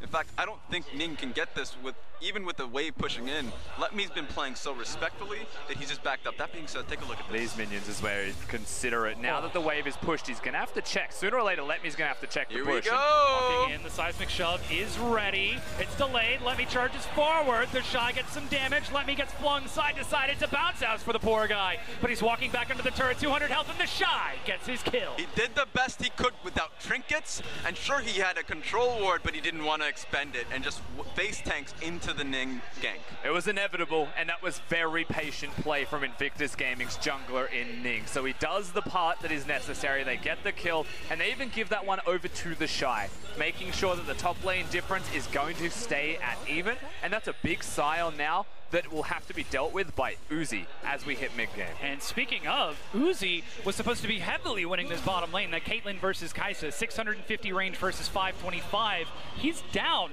a full minion wave against that Kai'Sa as JackeyLove has been CSing like a monster. Still though, Uzi has the push with that Tahm Kench beside him and is keeping JackeyLove locked down here, but that's a headbutt. JackeyLove will get some harass. And this is largely what Uzi had to pay attention to. Gank in the mid lane. Plague flash pinned against the wall. Karsa! Clean play. Karsa is that Lee Sin aficionado. You have to respect it. Execution on Rookie. He is good on that Lee Sin, that much is certain. Rookie going down. No summoners, and Flash is traded in the bottom lane as well. That's the Ignite. Balance level 5. Auto attack after auto attack. The Peacemaker narrowly misses. But Uzi sitting on the ace in the hole. Does he have enough mana for it? Decides not to fire. But he has to back away. They knew that Karsa was mid lane. Easy to move now to the bottom lane. This could be tower. Still running. That ward spots him out, but with double buff, he forces JackeyLove and Balan all the way back. As you said, could be turret, double longsword, and they are pushing for it. And you can see how much you get from the kill in the mid lane. Yes. How much control you open up on the map for yourself. The fact that the second they see Karsa mid, IG take the fight. RNG prepared for that, know that if they just survive the initial engage, Karsa comes bottom. Caitlyn works as intended, and that is first turret now to RNG. It's a crucial mistake there for JackeyLove and Balan, because they've actually been playing the laning phase so well. Flash not being there for Ming meant that actually Balan was positioning so well to actually threaten Uzi off the wave. But then you look for that one engage. You disrespect Uzi with the headbutt pulverize Flash combo, and he's out. So at the end of the day, Uzi and Ming come out so much ahead, and they can now swap lanes. Well, currently it looks like they're heading back down to that bottom lane as Rift Herald is only spawning in the next 20 seconds, perhaps wanting to extend the laning phase for Let Me, or could be looking at that Ocean Dragon next as they make their way down towards the mid lane now. The wave is pushed out. If you look to the bottom lane, it's actually completely fine. So Uzi and Ming should come mid, and Vladimir should go bottom lane. That's the primary reason why the Vladimir exists, is to take the side lane and come in with a flank whenever he's necessary, whenever he's needed. Hard to do without summoners. They're going. Flash seismic shove. They found Xiaohu dropping into the pool, but he's got no flash. Ming with the save. Ignite burning him down. Airy is not enough. Xiaohu gets out alive. Uzi even sends him over the wall. There we go, man. I mean, Ming came in clutch with that situation to help out his brother and Xiaohu. Yeah, the perfect timing coming out of the Tahm Kench saves the life of his mid laner. IG, though, they still retain control of the middle lane area. It's a good thing that Uzi and Ming were already rotating to this middle lane because they were there coincidentally at the correct time. And here comes the flash. Uzi gets knocked forward. Ming looking for the Devour, forced to pull it. Uzi walks up, takes the bubble ignite. He's dead inside of the belly of Ming. Dive under the turret means that they're going to get another kill onto Ning. Rookie running as fast as he can. Bubble lands. Karsa is locked down. Baolan lands the auto, and Rookie finishing blow. And big plays from Invictus Gaming now on the back half, reacting to what RNG did, saving, knowing that they had the numbers advantage. Now they press towards mid lane, but here comes the Urgot rather, to try and just push them back. Yeah, good slow, get away from my tower. And for this point, Invictus Gaming are finding a difficulty in taking mid lane tower. Their option now should be move towards the Rift Herald. that would be the easiest way to break down mid. In fact, with the damage that they got with this push, would make it fall down off that one swing. You got to see this fight again, the Hex Flash coming in from Baolan. And of course, he switches targets immediately to Ming, knowing full well that between Rookie and Ning, they have the damage to kill Uzi if he CCs the Tarm Kench. Now, Kasa does do a lot of AoE damage with the Tiamat as well as the tower shots, so that's where the trade comes in. But the second he's put to bed, the MVP there is Baolan for not getting rid of the sleep, making sure that Rookie gets his cooldowns off to secure the kill. So close for Karsa to get his second kill in that situation. Had his Q landed, obviously would have been able to follow through. He did a good job at saving what was a disastrous play. We'll have to see if he can actually replicate it next fight. Now, Rookie is massive at 3-1-1 on this Zoe, down about 13 CS, but happy to make up for it, as he is feeling real happy about how this early game is going. And he's also changed his build up a little bit here. The Oblivion Orb coming in immediately before finishing the Luden's Echo off, so wants to rush the Morello Nomicon as soon as he possibly can, maximize his DPS output against the Vladimir and remove the need for Ignite at all circumstances so that he can save that to deal damage when necessary. Just playing the aggressive build, because playing passive against RNG has shown not to work out. Now, JackeyLove is still going toe-to-toe against Uzi. Again, acting as bait, but he takes some big hits from that Kai'Sa. JackeyLove still forced to take these. Ning has got to make up his mind. Meanwhile, Karsa has no hesitation, lands the combo, and Rookie is down again. Not much you can do about that one. Didn't have flash, so Rookie was just a victim to the play. Yeah, there's no way to kite that one out if you are Rookie. You're right, there's no flash. He's in a bit of trouble. The second Kai'Sa is on top of him. The Shy's going to be able to hold the wave. Ning in topside. Note that while he was there, he didn't get anything major from that, so it just diffuses. And at the end of the day, RNG are the ones who come out with the free kill. Because Uzi really created that opening in the top lane. The lane gank was coming through from Ning. Baolan was trying to ward at the right, and that exact same situation, ultimate from Uzi, just chunked down JackeyLove at a 20% HP. So what play can you make if your AD carry can't follow? It's the fine line of pretending to be bait and actually being bait, but this time the fight breaks out. The target is Ming. Drops himself into the gray health, but not able to soak this much damage. And they'll secure the kill for JackeyLove as well. So the AD carry now gets his share, and the push in the top lane is unenabled. So they're unlocked to do this one. They'll get the outer turret. The trade, not possible from RNG. It was a dragon. And an Ocean Dragon is good to have, but it's not the gold value that you get from that turret. That does mean that IG are a bit more free to move around the map now that that has been taken. Of course, sending JackeyLove into safe locations is something they desperately need. They're trying to turn their attention onto the Rift Herald right now. Ming is making his way out of base, and IG could be poised to collapse. This is a big win if IG can take this. It allows them to stop the threat of a 1-3-1. Let's go. That's the teleport, but the Rift Herald has already been taken. Again, Rookie lands the Sleepy Trouble Bubble. Karsa takes a hit to try and block it from lightning. And it actually forces the teleport out of the Shy to try and defend the area, diffuse the engage potential there from RNG completely. And the teleport was very good from the Shy. And he's someone who, when you compare top laners of IG, you would say that Duke was the better teleporter. But the Shy stepped up to the plate and been able to match it. And now IG are the ones who have the potential to swing the game in their favor. It's just about dead even in gold, 24,000 to 24,000. But IG are sitting on that Rift Herald, and that mid turret is looking awfully enticing. Yeah, they're going to definitely be looking for it. What appear to be either drones or kites. Oh, that's a Teemo. Get that out of here. In the sky above Nanjing. That is beautiful to watch. Absolutely fantastic. Meanwhile, Rookie, lands the bubble onto Rookie. Whoa, that was a real flash. Yeah, he actually flashed forward for that, trying to get the spell thieves off of it too. Ming was right there. That was a bit ambitious. He knew what that meant though. If he was able to get the damage, that's mid lane tower with the Rift Herald being placed down. That would have been such a great advantage for Invictus game. Yeah, you're spot on. They'll still summon the Rift that he finds. Will get everyone to full health as well. So feeling very confident for themselves as they'll at least get the charge off. Jelly continuing to finish it off. Void Seeker need to auto it in the eye. There you go. Finally, Jelly will go down. Ooh, very close. But the turret is still standing. That's the difficulties of trying to siege into a Caitlyn composition. You send down the traps, and there's already the flank opportunity from Xiaohu. Yeah. What can you do here? RNG has an answer. They are hunting for this. Xiaohu hasn't been spotted yet. He doesn't have the Predator, though, anymore. That's the Weaver's wall. They're committing. Turret has been broken down. Baolan has found Karsa, but Xiaohu in the back gets knocked away. Lands a good Hemo Plague onto 2. Rookie is his target. He gets out. Fear Beyond Death. They're chasing it down, and they got it. Rookie is dead. Ming saves Karsa as JackeyLove has already died in the front line, and another tank is dead. The Shy tries to hold the fort. That was a great disengage from Baolan. Not good enough. Because RNG with that flank, Karsa with the execution, 3 people dead, and it could be more. Looking for the turret right now. I don't think they'll look for the dive too threateningly. It is just Ning and the Shy on Sion, who has so much zone. He's able to body them away from the turret as well. So it's actually pretty well done from IG on the disengage to keep the structure alive. But at the end of the day, it's RNG still getting the picks they're after. You see the makings of their team fight. You see the potential that comes from the flanks if they have a Lee Sin and a Vladimir working in tandem. And I think Invictus Gaming are thinking about the past. I think they're thinking about the 2 games prior where Uzi was the major threat. This composition is nowhere near the same. That's the charge. Lemmy's being locked down. Baolan's on the way.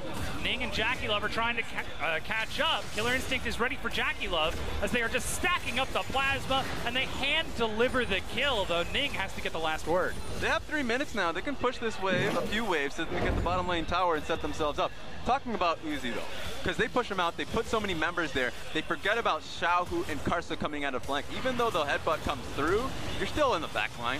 Ning's got to get out of there. Same with Rookie. So the damage has been done, and RNG pushes them out. And brilliant from Karsa to get himself in, get the assassination, and flash himself towards his allies as well to ensure Tahm Kench keeps him alive. The individuals from RNG is a big part of what's keeping them so well in this game, even if IG are the ones who start a fight. Now, it appears that while we were in that replay, Karsa again found a kill onto JackeyLove, giving him his 2nd death and putting Karsa on Lee Sin at 5-2-2. Yeah.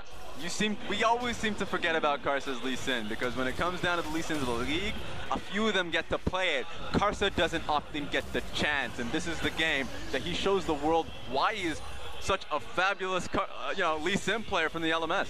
This is the best possible game if RNG win this, to put a statement to the entire world that says we're not just Uzi 1v9ing. We are RNG as a 5-man team. We've got a 5-2 jungler. We've got to carry Vladimir in the mid lane as well. That is absolutely a statement to everyone saying we're coming. Oh, and look at the trap.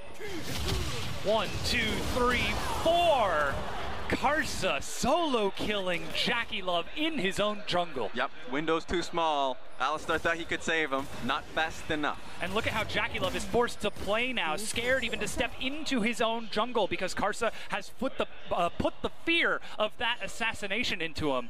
That AP Kaisa going to be in some trouble. And he's definitely put the foot in JackeyLove. He did that too. That's happening a lot right now. And at this point, he's just hunting for it. Now Dragon is spawning in 10 seconds. It's a cloud, but RNG do not want to give anything away. The Sonic Wave lands. He's going back in and gets another one. No flash means Ning is allowed to walk away. He's going to be able to survive that one. The flick, luckily, connects to that Lee Sin, something that he just immediately threw out. But Karsa unlocks the area of this Cloud Dragon. And you know, it's just a Cloud Dragon, but you take those because it's a free objective and you're pushing top side. Now Xiaohu is split pushing top. It looks like Rookie tries to stall it out, but the Dragon has been taken out in the meanwhile. And Invictus Gaming are scrambling around the map. Yeah, they're getting ripped apart. At this point, Xiaohu's going to stay in the opposite side, even though he doesn't have teleport. He's just saying that I trust the rest of the squad to be in position. That's the Shy and JackeyLove hunting down for Karsa over the wall, but Ming with the save. Uzi in the lane, and he's pushed over the wall. Karsa is alive, and Uzi is free firing. Ming goes out, and Karsa goes in. Finds himself another kill at the cost of his own life. Karsa actually shuts himself down. Uzi now in trouble. Did have to flash away. Oh! The flash bubble hits over the wall. He finds Rookie. The Ignite burning down, and Uzi dies. I cannot believe Rookie hit that. Go to sleep, man. Take a nap. That's all that was necessary. This game is close. Rookie will not go out without a fight. Not at all. 1,000 gold the difference with this turret as well. That's going to be even less. IG definitely still signs alive. Balan has 3. They're trying to collapse. Balan, 3-man knockup. The Shy zoning. Can they keep JackeyLove alive is the name of the game. Xiaohu chasing it down. They're just running. He uses the Hemo Plague, but now JackeyLove is forced to chase out of here. Oh no, don't take that exit. JackeyLove He's found himself face to face with a crab. Fear beyond death is fear for IG. As RNG find one, the Shy going low. The Shy will go down. Final knock up the Shao, who gets gifted over the kill. Get out of here. And finally locks it down. 12 kills to 9. 21 kills in 21 minutes. I mean, Rookie comes back to base and he just finds fire across the map. He did a great job, and he realized that Jackie still stayed too long on the map. Doing a Baron right now. There is not a lot of rotation for the side of IG. Teleport in 20 seconds when the Shy respawns. Jackie Love is only up in 6, and he does not have a TP with a trap line set. Ning, he's got no Weaver's Wall. He's got no way into the pit.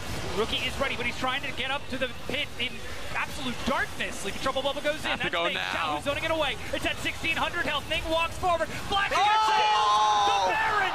Ning keeps Invictus Gaming in this series. Abyssal Voyage as Ming heads Rookie off, but a Battlestar turns it around. Baolan in the back, and they keep it going. Knock up onto Karsa, and Invictus Gaming are winning the fight. They found 2 kills, and Leppy is running for his life. This game's not over, man. Invictus Gaming will catch you sleeping. That was excellent out of Ning. Starts with a Baron steal, and it ends with IG getting kills. Now they've got a 700 gold lead, and they start to get control of the map. Maybe it needs a miracle to get them in this game, but Ning, he finds it. You know what? I'll tell you the secret. I tell you why Ning just did that. There's only been one Baron steal up against Invictus Gaming during the regular season, and it was Karsa. They found Shao, who, defending a turret by his lonesome and forced to pay the price. Invictus Gaming are set to break the base of RNG. Yeah, they remember it. Invictus Gaming out of nowhere come back into this game. This could be it. They're still pushing in top lane, actually. Uzi's mid. There's no trap line set up. Jackie Love's going to take this down very quickly. RNG so far on the back foot. This is a massive minion wave. Rookie steps up, gets pulled back out of this, but the turret goes down. The inhibitor is still standing, and IG are able to set up a defensive line. Yeah, smart to go back now. Rookie doesn't have much mana and HP, and Shahu will be up in 10 seconds. Take what you get and come back onto the map with your Baron buff. With 2 minutes on the clock, Invictus Gaming gets to look for a round 2 of this push against Royal Never Give Up, and let's see how that started. Ning just flashes in range, max range smites that one down. This is where the re-engage from IG comes in. Tom Kench tries to flank, but it opens the door to Baolan to just headbutt him forwards and take the kill for the rest of the team. And that's also entry to Jackie Love to start the fight off in a front-to-back manner, and that's where IG shine. 30 HP on the Baron. Last HP you could notice, he comes in for that smite.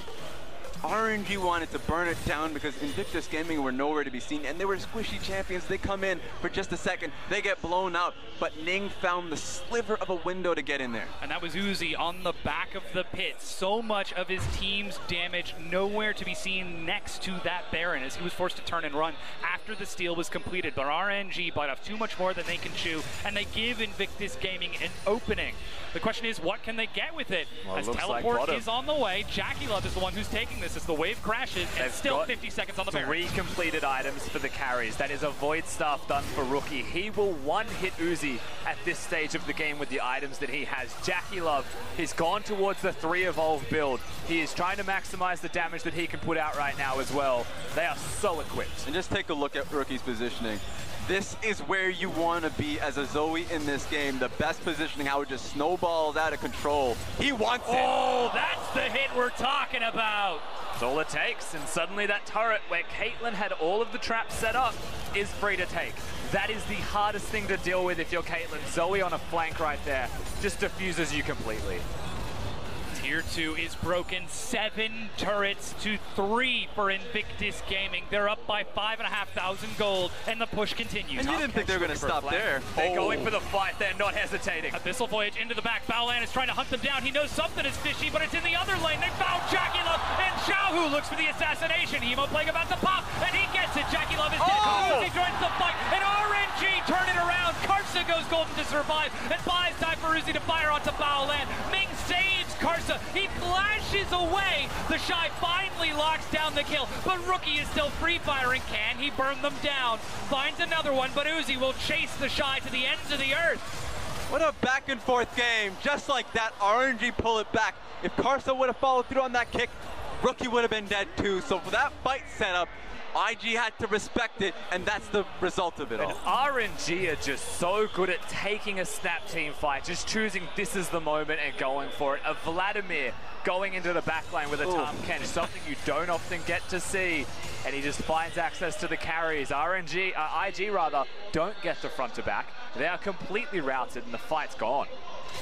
And you've got to look at the player cams for RNG. They are laughing and smiling as this is going on. IG are deadly serious, and here's that flank. It's a good timing for Rookie to get the Sleepy Trouble Bubble because Karsa wanted to follow through on this. So Vladimir finding that backstage access, able to eliminate Jackie Love, and that's your damage there if you're Invictus Gaming. It's just, you're very lucky that the kick didn't follow through. Otherwise, RNG gets that sweep. Yeah, the Q missing is the only thing that saves the fight here. You'll see Rookie throughout all of this is able to hit bubbles, zone people away, and the Shy is a very tanky man, but he's just trying his best to buy some time. And of course, there's the kill on the Ming, a big thing of what saved the Shy. And though we're seeing RNG equalize these fights to get themselves back into the game, they're still 5,000 gold down, and Invictus Gaming have clear map control. The situation in which that Zoe absolutely thrives. They've got wards all across the map to try to force RNG back into their base to look for more picks because the Baron is up in 90 seconds. If IG get a second, it's down to the inhibitor line for RNG. You'd have to expect with how well they played with the first Baron rush push that, you know what, you don't want them to get the second one. That could be them coming back into the series. RNG needs to stay calm under these circumstances. You can't help but feel like Ning, he steals a Baron once already. Karsa, perhaps it's his turn in the spotlight to do the same. He is known for stealing those away. He's on a Lee Sin as well. IG, they'll start with control of the area. It's about how do they make the decision. When do they commit to hitting the Baron? And when do they commit to turning and fighting? Because if I was IG, I'd want to hunt down Karsa first. Well, currently it looks like Karsa is trying to hunt you down before you can even get started on that prowl. The Dark Harvest Lee Sin at 6, 5, and 4. Uzi, meanwhile, 2, 2, and 3 at 3 items to match the 3 items of Jackie Love.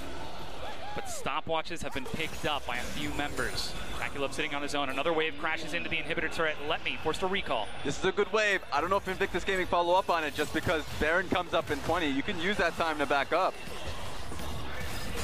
Much poke and harass, but Xiaohu walks up and clears out the wave with Proto Belt. It continues to crash in. Karsa's on the side, lands the Sonic Wave onto Ning. Don't do it, man.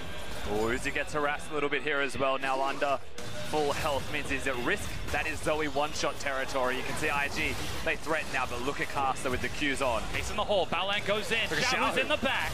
That's the Predator to try to get in. The Shy is tanking hits. Uzi forced to back away from this. Ming ready for the save.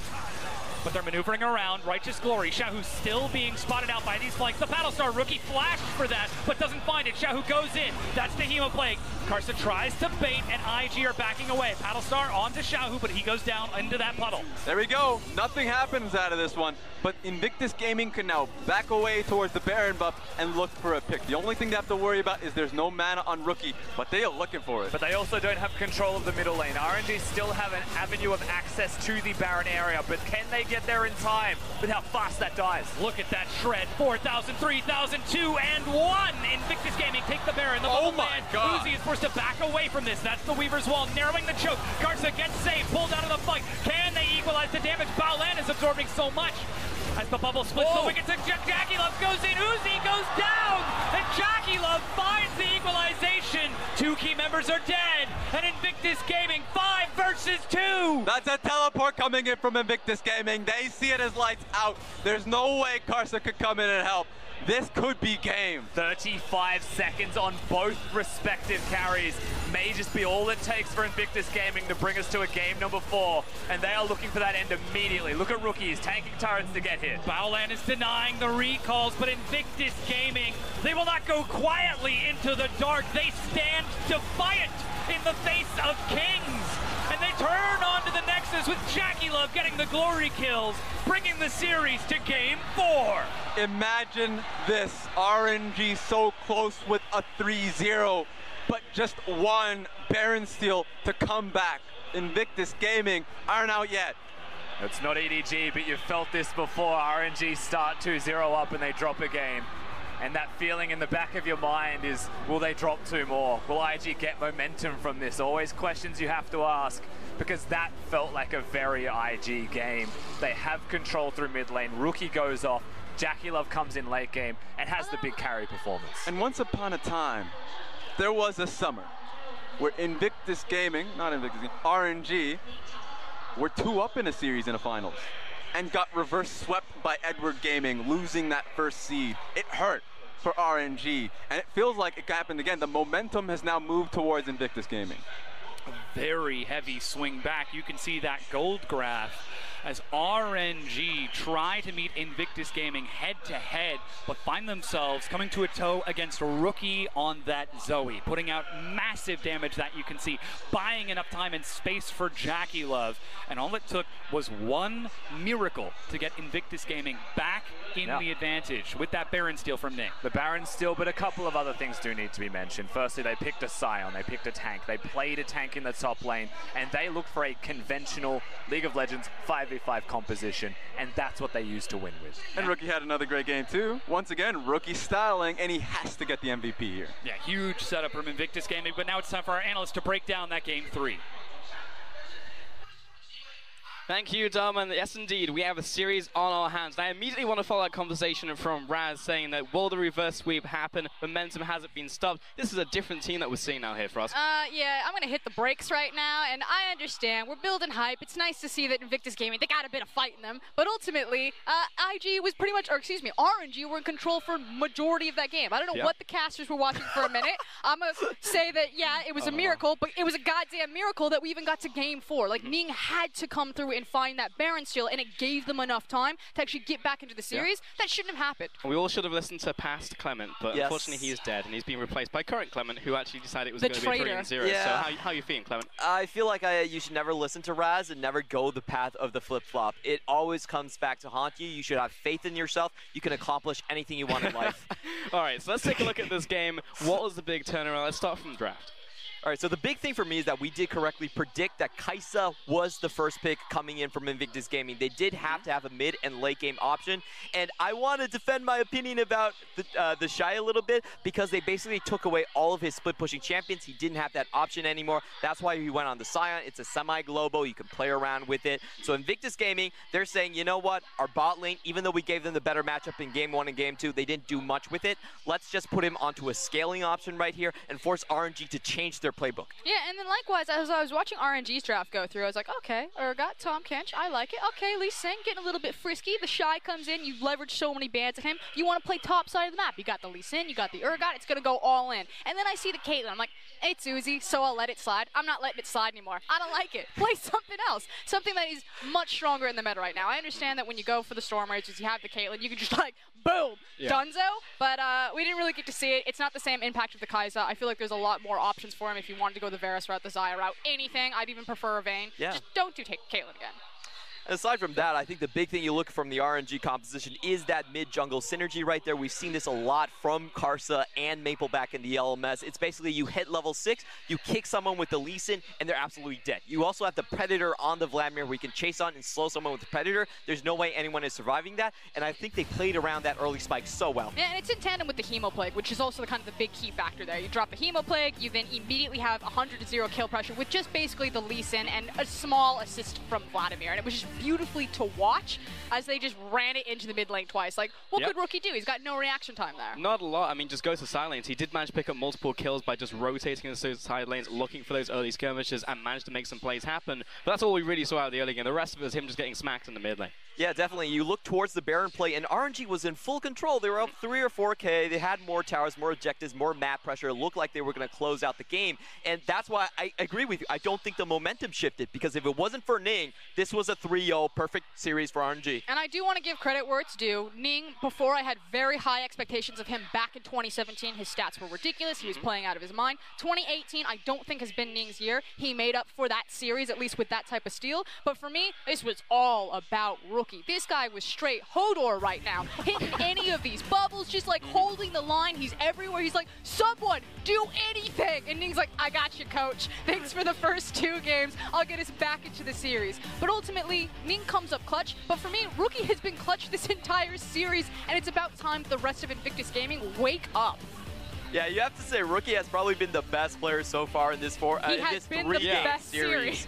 Yeah, in this series, he's definitely been the best player, but unfortunately, he's not been able to carry his team the whole way through. Now, we are seeing a strategy kind of evolve around here. He is going hard on the Zoe pick. It's a pick that if you can snowball with map control, you can make anything happen. We know that a lot of people don't like the Zoe champ, but this is why you pick it, because it has a very, very high ceiling for him. Right, so the recipe is here from Invictus Gaming. This can clearly work, but this played into RNG, who kind of handicapped themselves just a little bit, bringing the Caitlyn in there into the bottom lane, not with the same priority. Managed to beat out the mid lane, but then didn't have anything as the game progressed. And we're just going to see more of these rookie highlight plays. And the thing is you can still understand the Caitlyn pick. Like, I don't think it's absolutely, like, there's no space for it, especially when Uzi is playing it. I just feel that there were other options, and going into Game 3, you know, it's classic RNG. Maybe they don't fumble a draft, but it's not as ideal as you would have wanted it. But then they just, again, have that pride and that confidence that, you know, it's Caitlyn's Uzi of all picks. You know, he can play whatever he wants. He's the best AD carry in the world.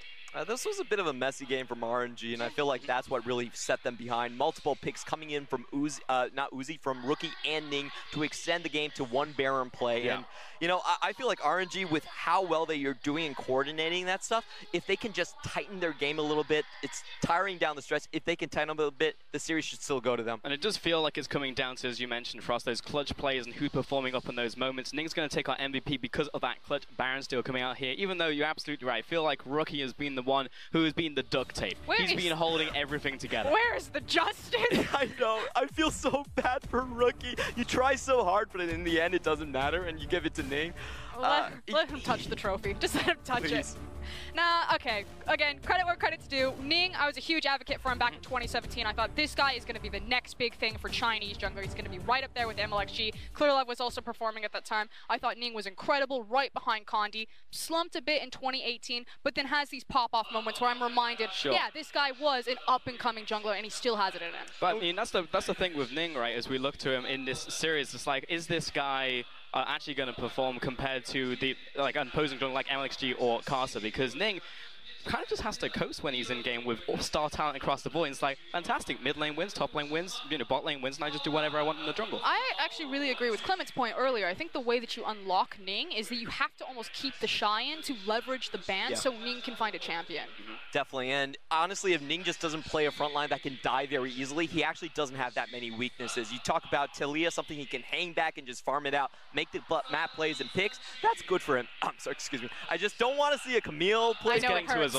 I just don't want to see a Kayn play for him, not a Lee Sin play. Something that he can be useful in the team fights. That's a big point for Invictus. Be useful in the team fights. Like kind of the opposite though, because we're talking about the Zac as a potential pick for him, but that also allows him to also like jump in and just die and then still be good. You know, so we need options here for Ning, but it does seem like it's going to come out of the jungle, how it influences the top side and the mid lane. Does this happen again for Invictus Gaming though? Was this just a flash in the pan and now we're done because RNG are going to buckle up and we're going to just have like a normal draft come out of them and just going to lay it down? Again, it was a sheer miracle Baron steal that allowed Invictus Gaming to even get into Game 4. I still expect RNG to close this one out. In my opinion, they should have closed it out last game, and it was just, frankly, a mis-executed call on the Baron. Yeah, frankly, I don't think IG have actually demonstrated they have a way out of Vladimir Lee Sin combination right now, so I still think Game 4 goes to RNG. Yeah, it's a matter of whether Invictus Gaming, they've run out of gas as we head into our fourth game. But hey, we have a series. We'll see if they can bring it back.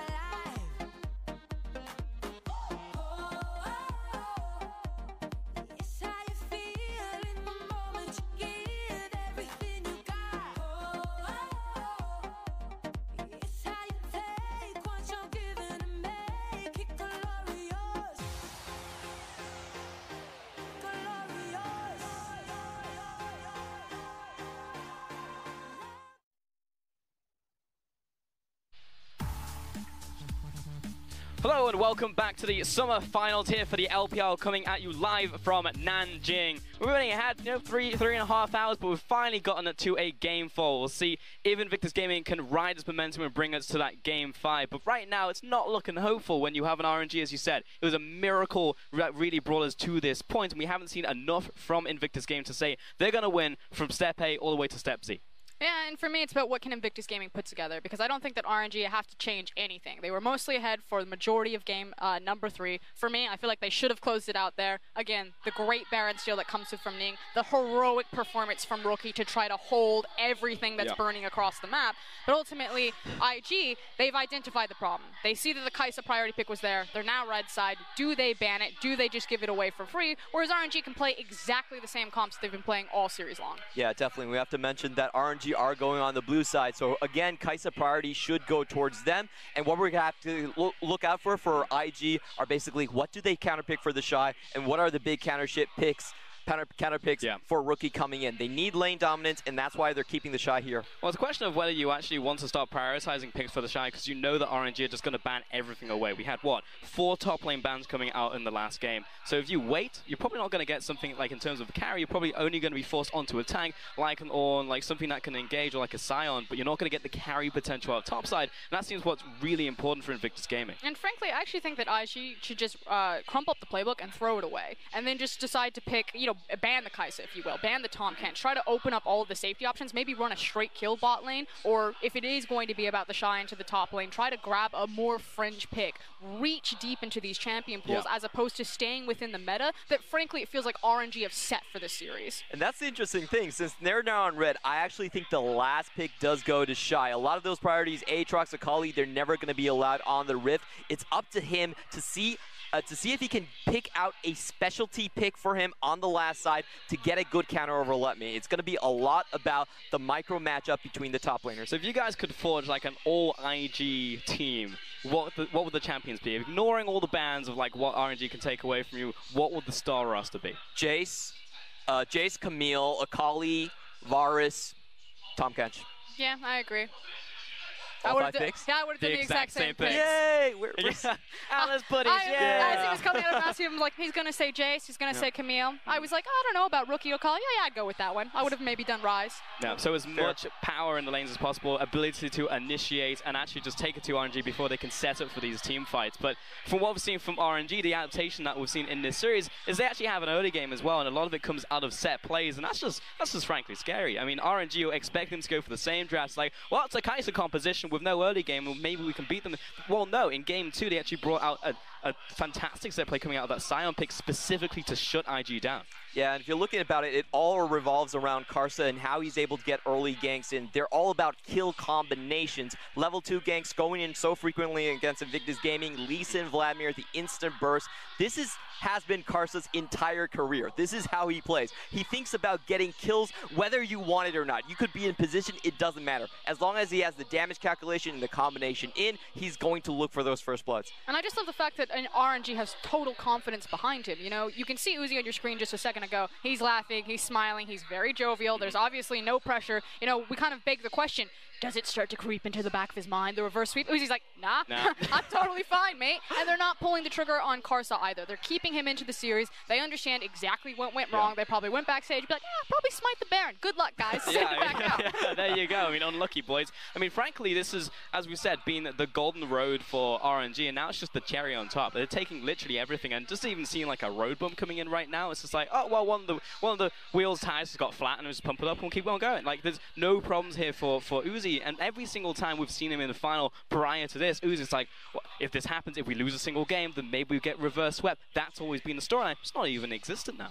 That's just the growth of Uzi this year. 2017, he was nervous. He was thinking about, he was saying that he was playing in a mist when it came to those Game 4s and Game 5s. He couldn't find the light throughout the team fights. But 2018, he says he has better teammates. He has a better support staff. He can trust everyone around him to make the correct calls. And that has put so much pressure away from him that now he's now seeing clear. He has a great mentality, great growth. I believe you did the player profile with him, and that's exactly what he said. Yeah, and the thing was, is at the very beginning of spring, Uzi said, come and beat me. Everyone laughed and said, come and beat you. Everyone's beating you. You've taken second forever. And now what a difference that quote now makes as we go into Game 4. Yeah, Game 4. I mean, this is a crunch time coming in right now. We'll see if they can do it. We're going to head over with Casa talking about whether he can do better in this final than he did in the last. 再一次站上决赛的舞台的话，我觉得对我来说有很大的不一样吧。因为其实春决的时候，我觉得自己没有为队伍做出太多的贡献吧，就是感觉那时候自己打的还没有那么好。然后这次的话，我觉得我完全可以独当一面，来 carry 整支队伍。对我而言，拿到全球总决赛的第一张门票，应该算是一件，就是算是我预期之内的事情吧。因为我来到 LPL 就是希望能够打出成绩。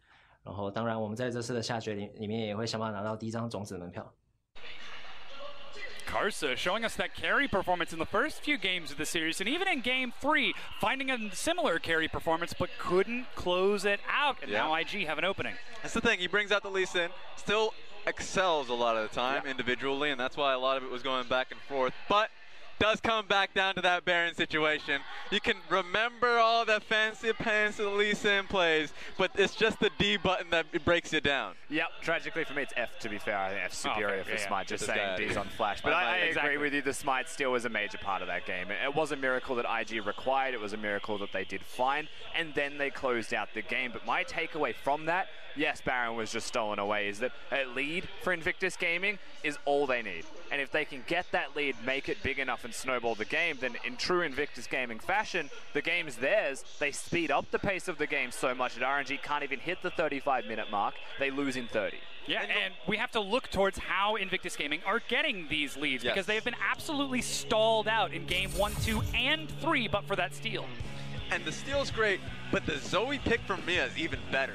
I feel like Rookie, a lasting memory that Xiaohu has is getting pummeled by the constant Zoe cues.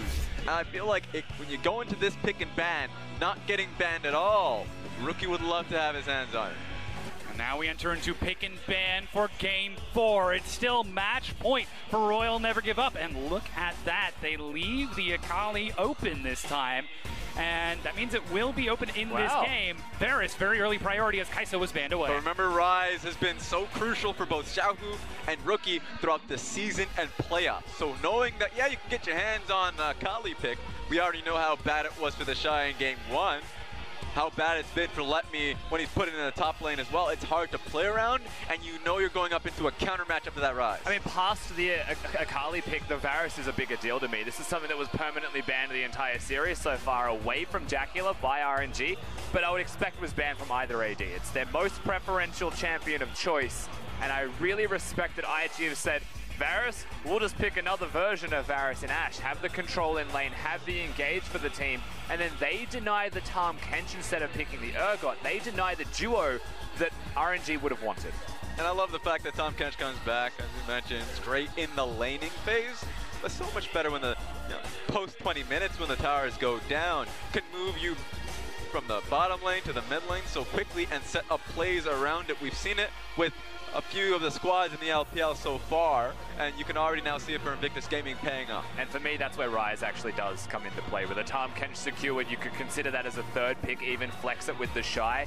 Having a Tahm Kench Ashe opens up 1-3-1, opens up the potential of a split push, having them pivot from mid. So I'm considering that. Zoe's still definitely a big option for Rookie that he may still go towards, but he may consider the Rise. We've only seen those two champions out of Invictus Gaming so far. RNG have already followed up with their Urgot and Talia, but Ning taking the Olaf, as that has been banned away from him for the first 3 games. He has been so strong in the Olaf pick, so for him to now have his hands on it, he's going to have a lot of movement in the jungle and may be able to run down the Talia. That being said, I now do not see Akali and Rise coming out. Invictus Gaming have the pick of the litter. They have the bans, they have first pick in second phase. They can easily say, well, you're not actually banning one or the other. We're going to ban the Akali and pick Rise, or do the latter. So right now, Akali being banned, you'd expect the Rise one as well. Now we get to see what IG look for their next pickup. They've got themselves the bottom lane and the jungle. Which solo lane do they save counter pick for? Because they know that Urgot can still be flexed. I mean, I'm surprised the Soraka didn't go away alongside this Braum right now. That's still a possibility for RNG. The Vladimir removed, a mid laner removed. We have seen more and more from Invictus Gaming, the Shy getting the counter, and Rookie just picking something blind regardless of what the matchup is. And that's where, as you mentioned, Rise, I also think he could look at Orianna. He could have looked at the Jace, which is banned away. He could still consider the Zoe. Rise is still the big one. They get exactly what they want. Not only can they now move around the map so much easier with the Realm Warp and Tahm Kench ulti, they just eliminated the Kali out of existence. So now RNG could just pick up an Orianna, but what their composition is looking like, I wouldn't be happy with that. Easy to get run down with what Invictus Gaming have. I'd be looking at a classic front-to-back team fight for RNG against Invictus Gaming if that were the case, but we're still looking at the support and the mid lane, and Galio is the priority from Xiaohu. There we go. I mean, Galio is the bulking beast in the mid lane where he just picks up Resolve Tree, and you may be able to pick him out, but you can't push him out of the lane. Yeah, with the Galio, opens up a mage in the bottom lane, opens up the Soraka, so they've got the tankiness in the composition. Now they've got the control of the lane. Soraka into the Tahm Kench. Mentioned this in game number 1, but it has a whole lot of control there with the harass and with the silence to deny you saving your allies. Now this would be interesting. Vel'Koz being looked at as Fries.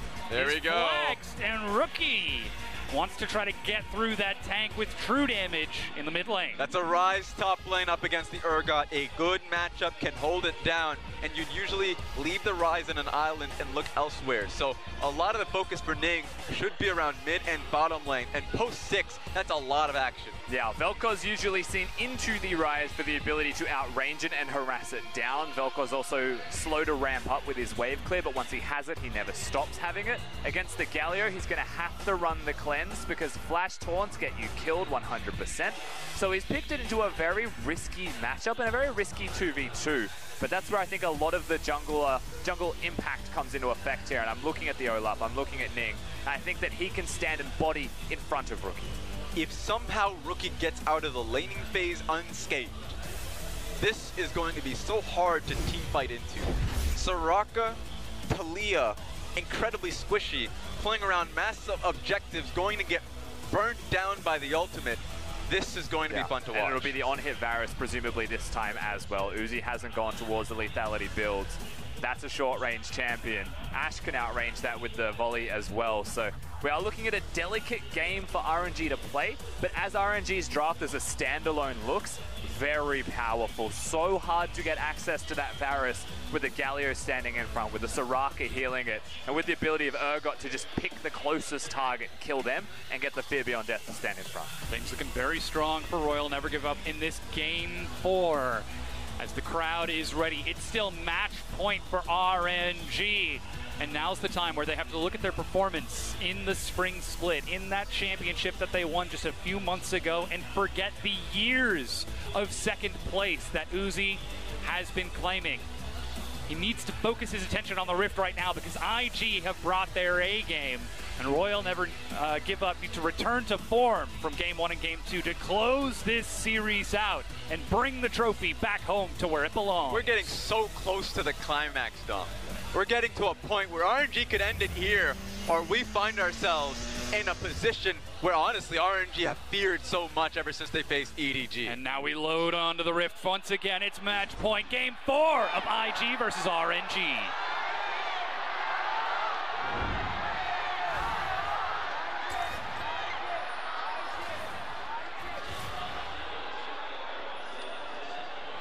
Crowd becoming more and more passionate every time they chant. The IG crowd getting louder and louder.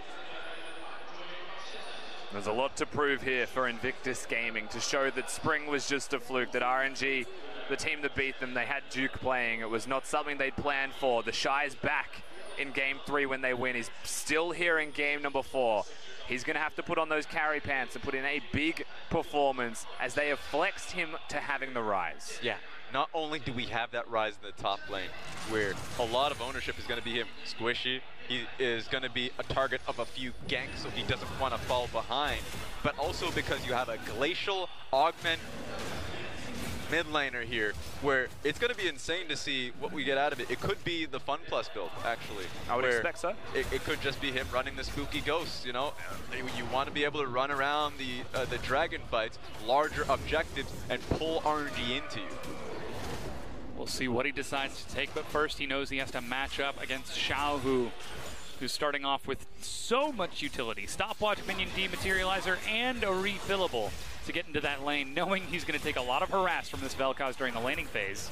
And speaking of harass, the bottom lane is just riddled with it. Ashe trying her best, but between a Soraka and a Varus, they will be able to out-trade their opponents and out-sustain their opponents. So naturally, RNG in this 2v2 do get a lot of the push. Now note that Ning hid himself at level 1, has the smite. Oh.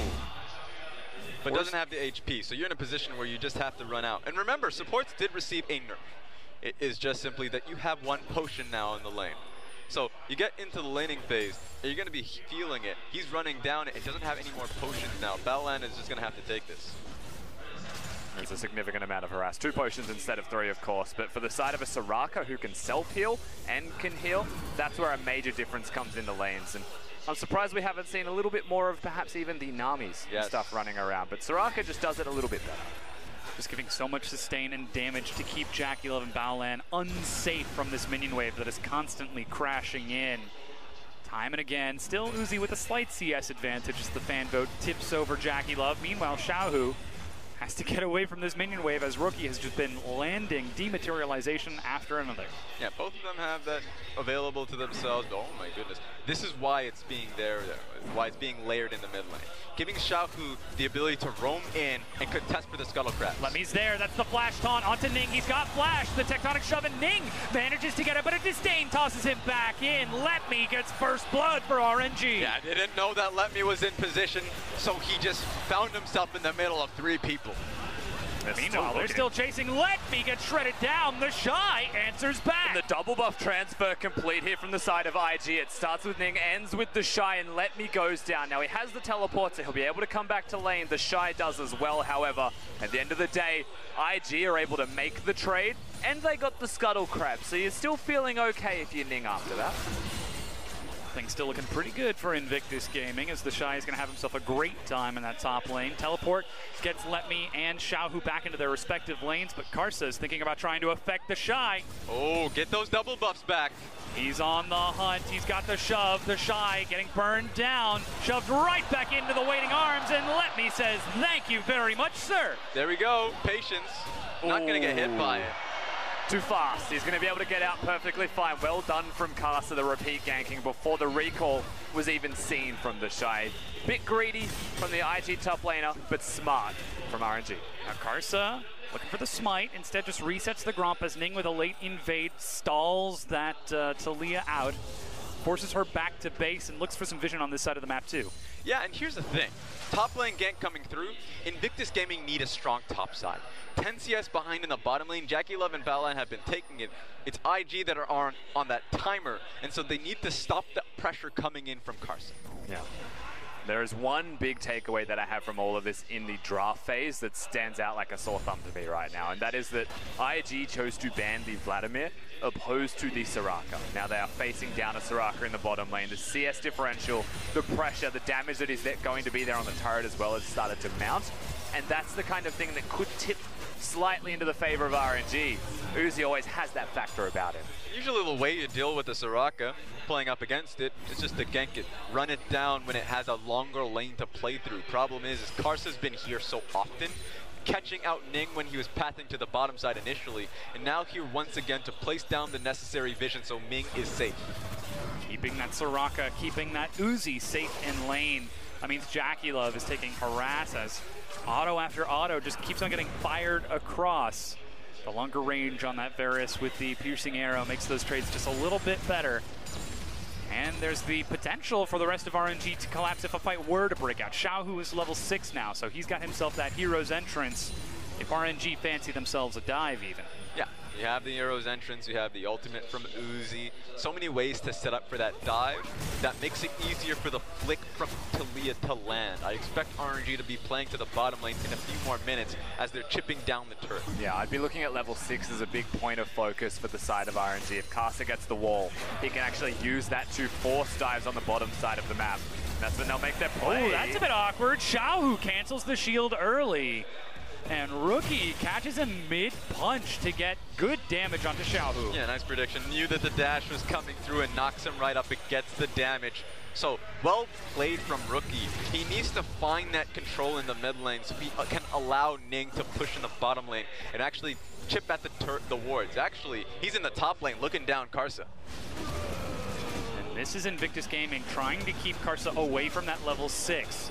Stealing away the blue buff, knowing that Xiaohu was pushed out of base. Karsa walks up, just testing the waters. Ning going for it, but that's the hero's entrance. Ning gets flung back in, knocked up in midair, and locked down. Xiaohu says, "You cannot touch my buffs, young man." And Ning's level 5, so they are able to lock him down. No chance of escape whatsoever. Very well navigated from RNG. They don't need to wait till 6. They can make the plays as IG come to them. Yeah, he was doomed 20 seconds from his own flash, so Ning was going to drop. Just a good challenge from RNG. Oh, Baolan forced to get out of this as Uzi and Ming are shredding this bottom lane. 16 CS plus the rest of this wave, and they forced him back 3 times already. I think they've been hearing this narrative of Lane Kingdom, and they're trying to double down of Lane Kingdom of their own. This tower, 7-8 minutes into the game, so close to going down. But it's so smart from RNG. That's how you play against Invictus Gaming. If you can control a lane, if you can have a strong lane, winning side of the map, and hell, if that's Uzi, then why not? You control that area. That'll be a turret that goes down in just a 2v2 eventually, and that is really rough for Invictus Gaming to deal with. They are comfortable getting out of lane, going to mid as a Tahm Kenshin and Ashe, but not in the state that it is. And let me tell you what I'm afraid of, Rusty.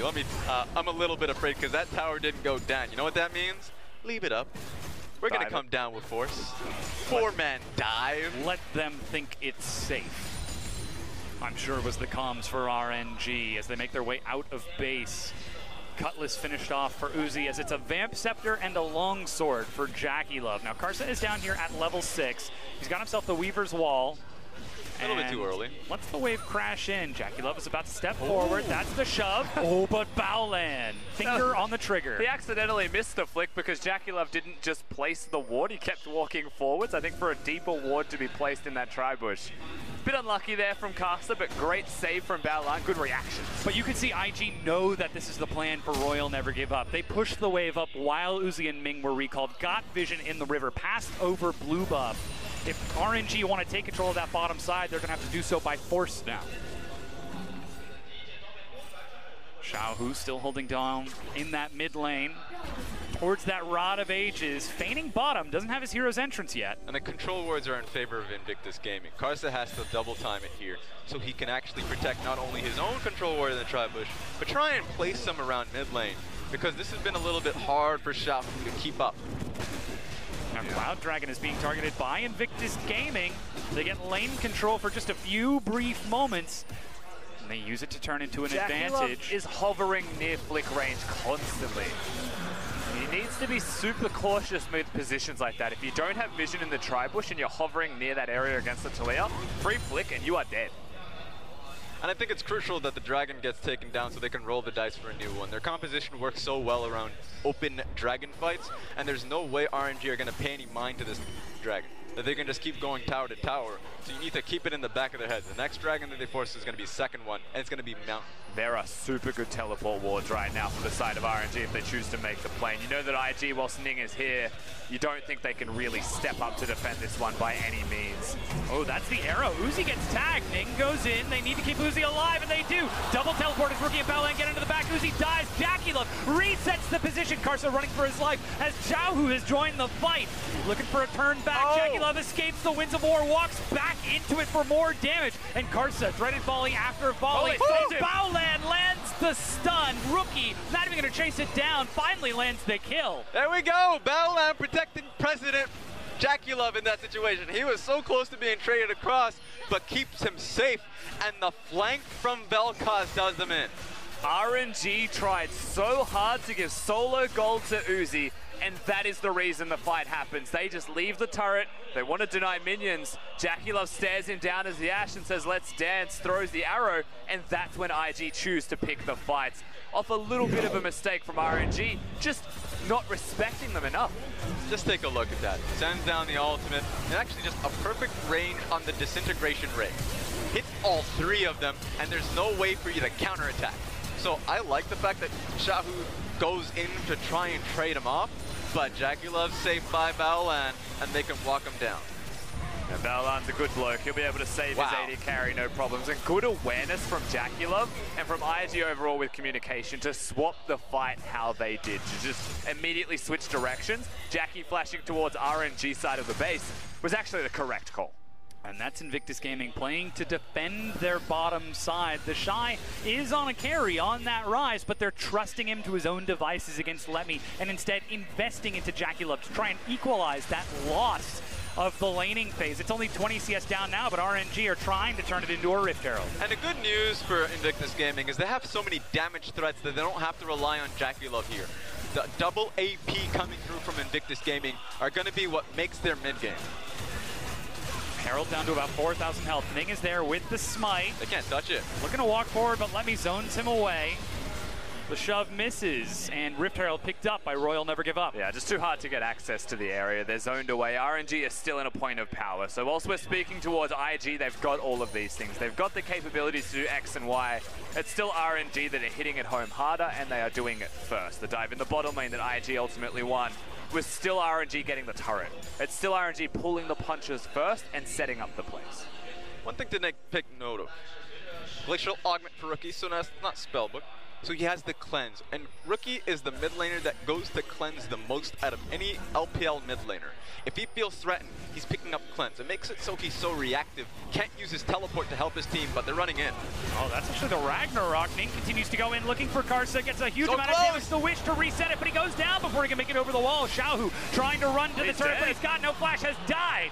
IG set the trap and collapsed down onto RNG. Yeah, they look for the pick and they find exactly that. Rookie only gets a millisecond of his ultimate off, but that's all it takes as well. The damage was enough. Invictus Gaming make the plays, and now they get access to the mid lane outer turret well before RNG can be first to make the play themselves this time. And though RNG took that first turret, IG follow up with the second in the mid lane to unlock Rookie and give themselves a gold lead. And it's looking like what we said in that game 3 is turning more and more true. Invictus Gaming, all they need is the smallest of advantages, and they can turn it into a snowball to close out the game, even against the best like RNG. And while it still might be a bit too soon, it's only 14 minutes into this game, they are picking up speed. Oh, JackeyLove looking for Jackie. He's got no flash. Hail of Arrows slows him down as Karsa pushes him against the wall, and Uzi picks up the kill along with Ming. Usually there's some form of help from either Baolan and Ning to come and collapse, but there is no one else strong from RNG to trap JackeyLove. And here comes the Rift Herald as well. They're going to place this one down. It's a 3-man power play. You can see Letme is actually on the bottom side of mid lane because they want to dive Rookie at the same time.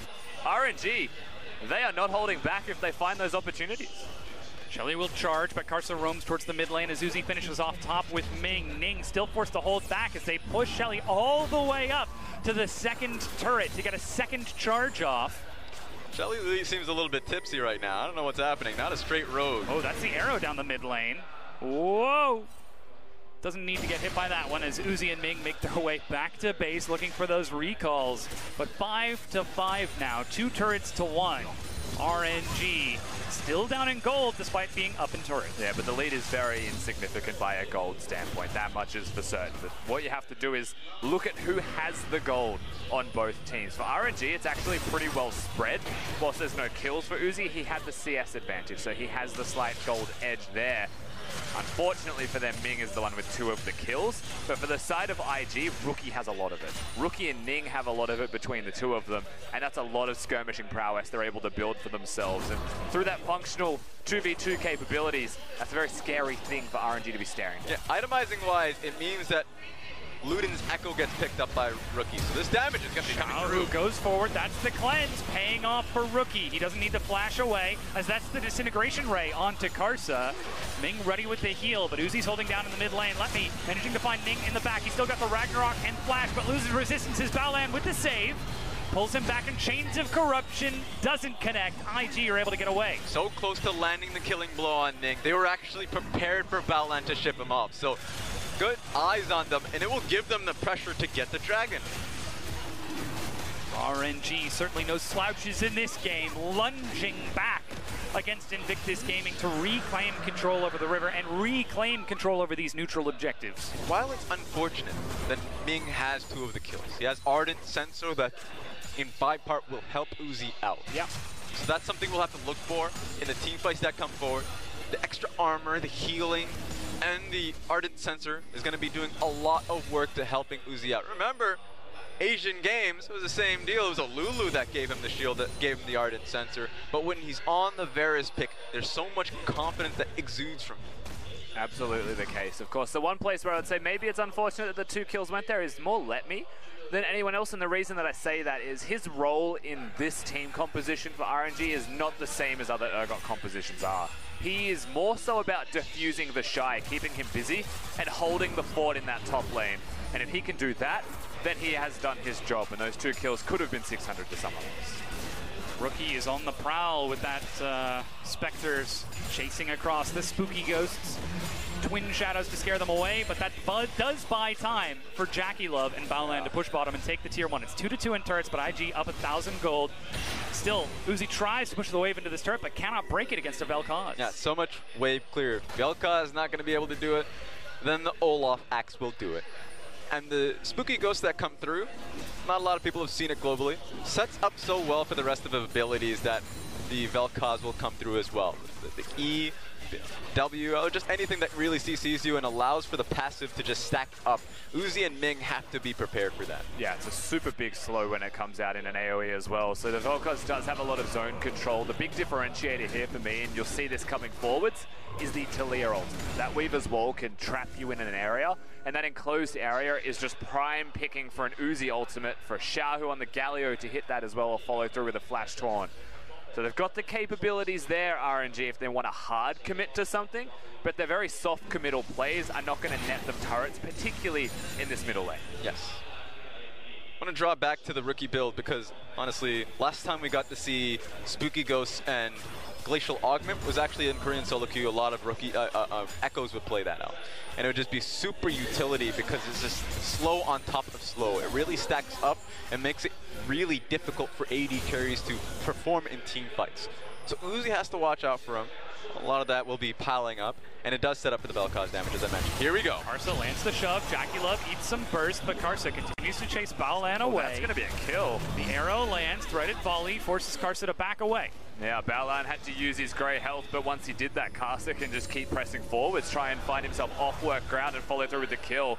Not going to stop the recalls there. They're going to get Uzi back to base fine, but you can see the Predator. They're looking. Get out of there. Oh, chilling smite forces Karsa off the wall, and Ning continues to chase. Xiaohu with the hero's entrance. They're trying to keep Karsa alive. Ning goes deep for it. The blast cone is not even needed. Ning goes too far and gets split. Uzi, meanwhile, gets engaged upon by Rookie and is forced to flash away. And he's going to have a meal at the same time, but the Shy in the bottom lane. Yeah, he's going to get himself a turret as a trade. RNG, they get out with their lives. Ning is the sacrifice, but currently, that is the worthwhile sacrifice as they get the objective. IG has to be so glad that Uzi took that much damage. Would have turned into a Baron 20 minutes into the game. They can do it. Wits End, Blade of the Rune King. Uzi's feeling stacked, but Let Me has to get out of here. The Shy catches Let Me. He's trying to run as quick as he can. Has no flash, but gets CC'd to death by IG. Karsa over the side, gets a shove on the Baolan. He's got no flash, but there's no follow-up from RNG. And this is constant picks now happening across the board. Littered with wards, everyone's finding these opportunities. And in the Vision battles, no one has definitive control. IG, they pick their moment. They thought they had the first one on the Karsa, and then everything unwinds from that point. Yeah, they know how much it means 20 minutes in to try and snowball this game. You look at what Ning's building, it's the MLXG special not so long ago. Black Cleaver Olaf definitely falls like a brick in the late game, but mid-game, so much power behind it. So Karsa felt it there. I mean, he had to use his flash. He has to use quite a bit to get away from this berserkin, beast of a man. But it's going to be difficult to do that. And if he can weather the storm, then yes, it will be easier to deal with the Olaf. Now, it also hazard a guess at saying that Ming has gone for his max of heal first. I know a lot of Sorakas in solo queue go for the E max, not the Q max. It does so much damage and it's guaranteed. Very good harass. But outside of laning phase, you want those heals maxed as fast as possible. And Ming's a smart guy. He knows that Uzi's the big carry of the team. He knows that in this case, Kasa, let me, not a lot of tanks that are dedicated tanks in there. A lot of it is cooldown reliant. So he's going to go for the heal, sustain them through. That's a big part of why Kasa survived. Doing everything he can to keep those carries standing. Very volatile team composition from RNG as Karsa finds himself eating a big knockup from Rookie, still sitting at 2 full items.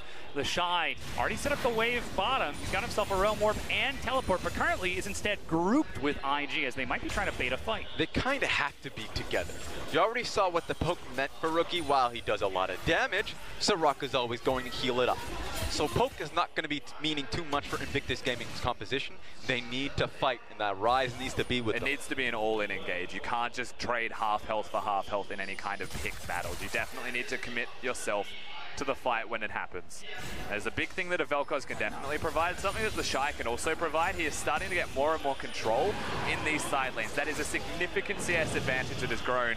He's also got big item spikes. There is a chance he comes in and the Shy does the Shy things, which is hard carries. And the Mountain Dragon has spawned. RNG try to get into the river, but those twin shadows force Invictus Gaming back, and Invictus Gaming take the dragon after claiming control over the river. Now 2 dragons to 1. Yeah, Invictus Gaming with the gold lead, the dragon lead, and their composition is going to draw RNG into bad situations. I think IG clearly right now in this game are ahead, and it's just going to mean that RNG needs to be playing creative. But it's not as fast as the IG special that we know. This is still a lead, and it's still good control from Invictus Gaming, but this isn't significant enough to say that they can win this game from here. They absolutely can have it, and they have a chance at it, but RNG, the late game team fight kings, they're still scaling up, and we're 24 minutes in. They're an item away from being ready to go. No one moving muscle.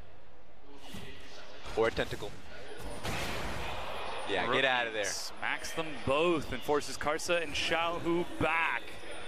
As now the game has moved to vision around the Baron. Invictus Gaming are forced to take it nice and slow, but if they ever find someone out of position, they have so many ways to catch up. Those Twin Shadows, that Enchanted Crystal Arrow, Abyssal Voyage for Baolan, and even the Shy split pushing on the other side of the map. Level 16. Whoa, you go. Karsa uses the Weaver's Wall and gets caught out now by Ning and Baolan. Hero's entrance into the head, and the warp. Damage over the wall. Uzi's trying to get out of this. The Shy. He's barely alive. The Shy chases it down and gets the kill. Somehow he's able to Realm Warp flank, and RNG are falling apart. Invictus Gaming are looking to win this fight. Lemmy still doing damage against the Shy here, but it's a one-on-one. Can he get enough? Getting behind the Wolves, but it's not enough. And that's going to be the ace, as Xiaohu will be the last one to fall. Shield of Durant for a little bit more, but Rookie locks it down, and Invictus Gaming are fighting back. Disintegration Ray from Rookie, and the flank from the Shy does it all.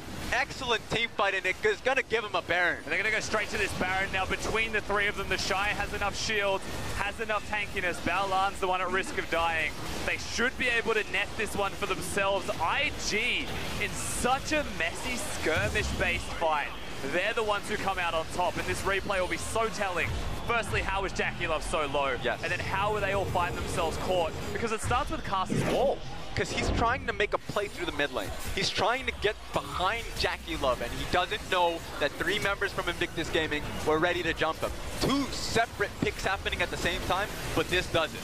At this point, you've lost way too much. The Shy comes in clutch, being able to flank them through and actually forces them back into the disintegration ray. And every single time JackeyLove has stepped up like that, he's had his team behind him. I don't know why Karsa would think that they weren't there now, maybe looking to pick off the kill before IG can react. I guess the difference is behind or beside him. This time around, they were so far on the flank that they find Karsa. If that wall had gone through, it'd be a clean pick, easy as you'd like, and they can just move towards Baron. They were starting to get a lot of control around the area too. The big benefactor of this is now a 5-1 rise with a Void Staff done against the magic resistance that was stacked from Let Me. Not going to be as useful. And Invictus Gaming with Baron, now the snowball starts. Now the lead has grown.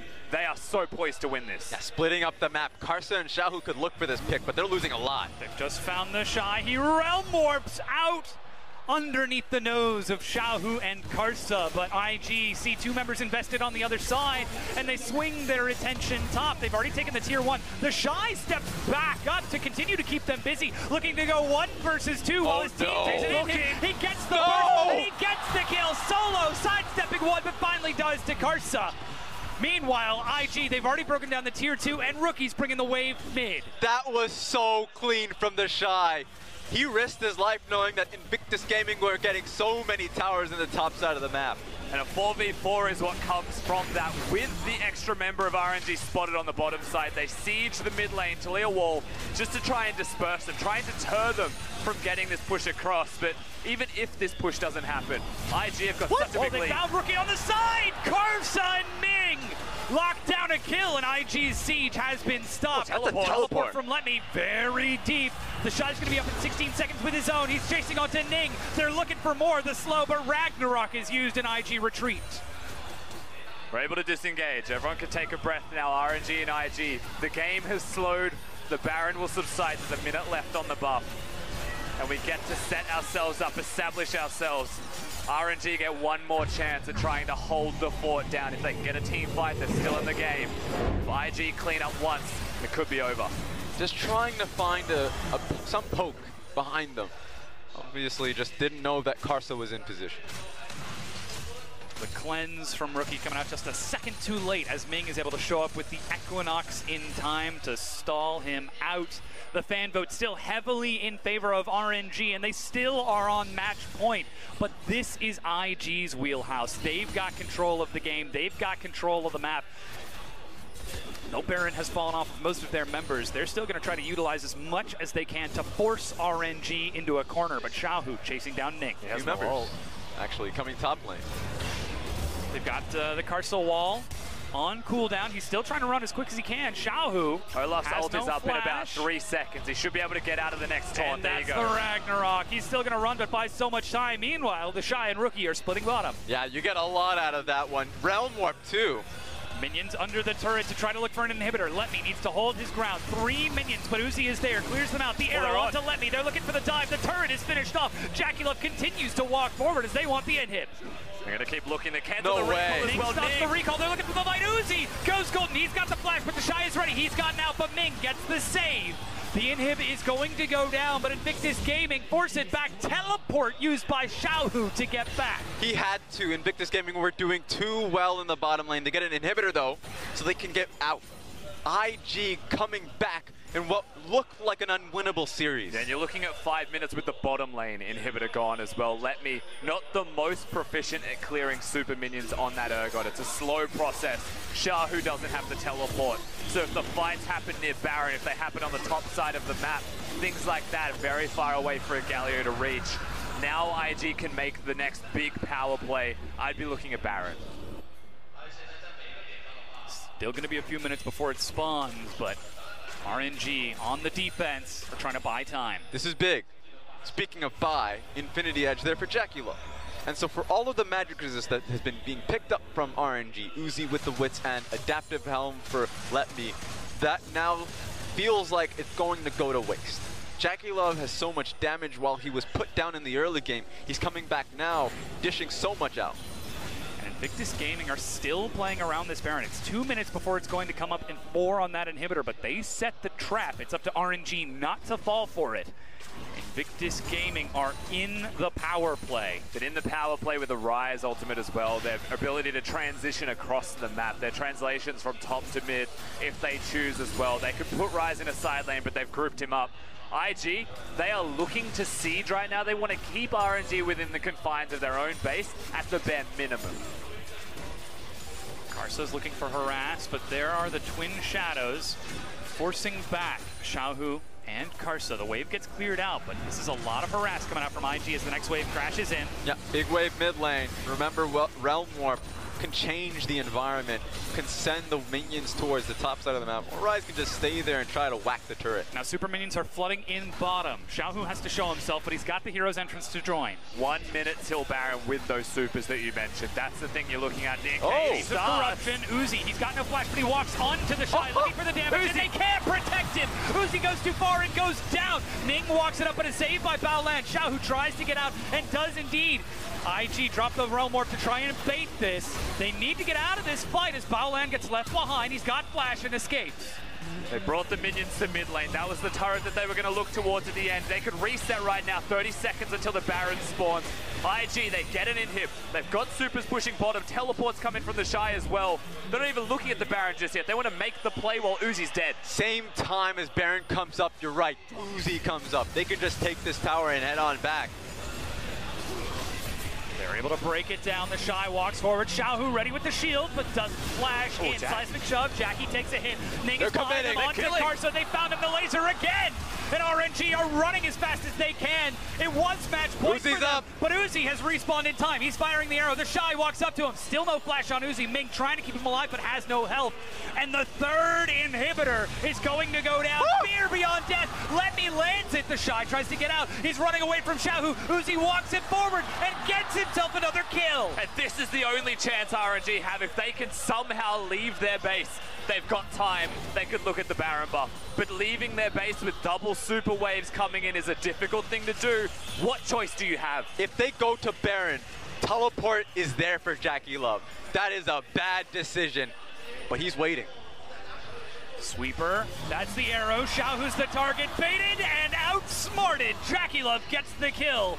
RNG, they tried to make the play, but they are swinging in desperation. Gone is the intelligent macro from the early games in this series, and they're starting to sweat bullets. Let me has switched to Smite. That is what they're looking at right now. They are trying to make the play because they have to make this play. If they lose the Baron buff, the game is over as the super minions crash. Ning has flash. His Smite is about to come up. He's got the Ragnarok. Uzi is there. Baolan is there too. And that's Jackie Love going for the back door. RNG, turn onto the Baron. Jackie Love is firing in the back line. One is down, and the Baron, it doesn't even matter anymore. That's over. Jackie Love has taken the series into his own hands. He is firing onto the Nexus, and with him, Invictus Gaming will not go quiet. Otto after Otto. He gets it. We've got a game 5. Just like that. That was the all-in play Rusty was talking about. Bet Jackie Love knew a few steps further in advance. Fire up teleport, keep them in the pit, and get you to that 5th game. And the biggest moment, the biggest takeaway from that is that Galio dies, is that Xiaohu's caught out of position when he's trying to check for the Baron, or IG in the area. And with the numbers disadvantage, that one member is the difference between perhaps stopping him and saving the game for RNG. IG get it. You have to be afraid. RNG must have had a few nightmares about that EDG situation, and it's going to happen again if they don't turn things around. Going to game 5 when you should have had it to 3, I don't know how you come back. Invictus Gaming find the opening yet again over Royal Never Give Up. We've been calling them the best team in the world for the duration of the year, but Invictus Gaming show we can go head-to-head with this team time and time again, no matter the circumstances. And it's Jackie Love who finally comes up clutch to equalize the series. A few members, you're right, Jackie Love did so well this game, but the Shy with countless flanks, the confidence that the coaching staff had to put him back in instead of Duke. Duke could have easily, the team could have easily said, hey, we were put in a lane swap situation, give Duke another chance. The Shy comes in, hammers it home, and now you don't have just Rookie coming in and being the only carry. Yes. You're right, Jackie Love comes in, but also the Shy. All members are plugged into this play. And that's the scary thing. It's a team now behind Rookie. Rookie's done the hard work. Ning pulls out a miracle, but that was game 3. Game number 4 was a team effort. That really makes you wonder coming into the 5th if IG can do it. It's anybody's game now, but now it's time for our analysts to break down that game 4 IG win. Invictus Gaming were gifted a miracle, and then they created a miracle in game 4, and we're going to a game 5. And Proskurian, hello! How are you doing? What about that 3-0 prediction? Whoa, okay, listen, pretty easy to fight. You're like, yeah, the Miracle Baron still 3-0. What happened? What happened? I'll bow before Rookie right there. That Vel'Koz play, beautiful. I have never seen a Vel'Koz played that well in the LPL. It's usually not a champion that works very well for us over here. And you can see why some of it was being leveraged bans at him earlier on in the back half of the split. He finally gets his hands on it. I said I wanted a wrench thrown into everything, blow up the playbook, grab a different champion. They take the Rise, they flex it to the top lane, and they pull out the Vel'Koz, and it was beautiful to watch. What's the difference between a LPL Vel'Koz and then a Rookie Vel'Koz? Well, Rookie's an LPL mid laner, so they're the same thing. Good save. Good save right there. Good save. All right, Clement, what did you think about that draft coming in here? Because IG managed to just play an IG game. They managed to get themselves the pick they were looking for. They absolutely unlocked the most scary form of IG you could possibly imagine. The 2 Korean imports doing work on the Rift. And the big thing is that Rookie was unassailable in the mid lane. Remember, RNG actually had the lead in terms of the bot lane, but they could not crack the mid for so long. And it's so nice to finally see the Shy kind of return to form. We've been hyping this guy for so long, and no one has really seen it. He just kind of fell back, had his injury, comes back. Maybe it's a bit of a wash. We're starting to say, Duke, he's the better top laner for Invictus Gaming. But then he has a series like that where he starts popping off, where he reminds everyone, you know, if it had been me in spring, I would have gone to MSI. Definitely. The scariest thing for me is that I felt like RNG, their composition, they did not have enough engage in the mid game. A lot of it comes down to support bans. Rakan gone, Gragas gone, Braum gone. They don't have anything to force their engages, so when they do try, they have to do it with the Karsa. Very risky engages, no gap closers to follow up with the Galio either, and they fumbled so many of them to give our Invictus Gaming a way back in the game. I mean, frankly, we keep talking about how this is lane kingdom versus team fighting. There was not a single team fight that entire game. It was all just picks. They were all just fragmented, different skirmishes. There was never a front-to-back 5v5. There was never a time when all 10 players were competing together. It was pick after pick after pick for RNG, and you have to look at the vision game. Bao Lan, Ning, and Rookie, whatever it was, the combination, they had the map lit up. They had a read on RNG at every single turn, and were able to catch them out to punish these lack of engaged tools that Clement is talking about. And just look at how hard it is for RNG. They have to burn the Talia, the Galio, and also the Varus ultimate just for a chance to stick onto someone. The Shy just walks in with his movement speed and clears everyone out. This is the final form of Invictus Gaming. You can't beat them in the split push. They split you away, they take you away, they never allow you to play the 5v5, and they just constantly hammer down on you, wiggling around your vision. Yeah, it was a clear fight. Fought on 2 fronts right here, and Invictus Gaming won both of them, having the advantage from the early game, which took all this series to happen. And the big thing for me was then the confidence and the momentum behind IG. Like, this is why now I'm finally excited for them in this series. The first 3 games, whatever, a wash. It didn't look like their heart was in it. It felt like it was just Rookie against the world. Now it's from Jackie Lowell to Jackie Love. He has the fire. He didn't step up. He made the clutch play when he needed to. Listen to his team, because I'm sure it's a team effort right now, and found the teleport. That's the fire that they need if they actually want to pick up the Summoner's Cup. Why did it take so long to get to this point? Why did it take so long for them to separate the map and actually put it to RNG? Because as you said, they never really managed to get the group up for RNG. Was it just a download from the first 3 games? But also look at their picks. Tom, Kenshin, Rise. How are you ever going to run the map on that in tandem with an Ashe? There's just way too much map mobility right here, and they leverage it at the final moments of the game. A huge moment for Jackie Love. He dodges out on everything, finishes the game, and you could see Rookie, as soon as he stood up, he went over there, handed him the high five. We haven't been seeing that throughout the entire series, but that's such a massive confident booster for the youngling and Jackie Love.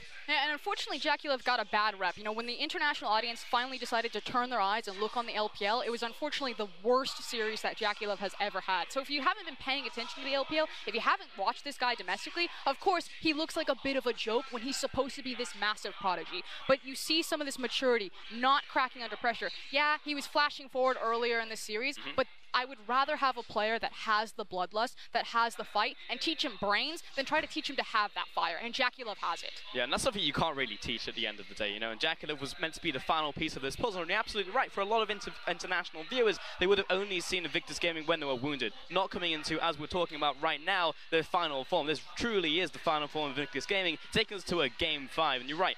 Ignore the first 3 games. I know it's a crazy thing to say going into a Game 5, but it's right. Look at Game 4. That's the blueprint here for Invictus Gaming. Yeah, the number one thing I'm looking for in Game 5 is they actually need kill threat on Rookie. If you cannot crack that 2v2, they are completely going to dominate the game. They're going to stall down. It doesn't even matter how much you get from the bot lane on Uzi. If you can't crack mid, you can't finish the game out. Yeah, and I'm glad you talk about Rookie because he's finally going to get himself an MVP. Congratulations, Rookie. You've got one in spring, got one in summer, but you didn't actually get one in this series. A man of the match coming into Game 4 now, Vel'Koz. It's just long overdue. I feel like Rookie has been the one member for Invictus Gaming that has been turned on for the first 4 games. Now he gets one game, a single best of 1, to finally grab that trophy. So Rookie, you've got the momentum, you have the confidence. Now that little voice is back in RNG's head. You can do the Uzi, you can step forward in the spotlight, and you can lift the cup. The redemption run from Uzi. Does it happen to present Frostgiren? Because past Frostgiren was wrong. Present Frostgiren, what's it going to be? Is it going to be Invictus 3-2? I see. It's really unfortunate that we can't say that after the draft, because I also didn't like that draft from RNG. I feel like I love the tools that Invictus Gaming were playing with, so it would be something that I'd feel super confident going. Actually, I think that says enough in itself in the analysis. Yeah. This comes down to draft and to execution. What I want from RNG, I want team fighting front to back. None of this pick bullshit. You can't just high-five yourselves into a meat grinder and never have a 5v5.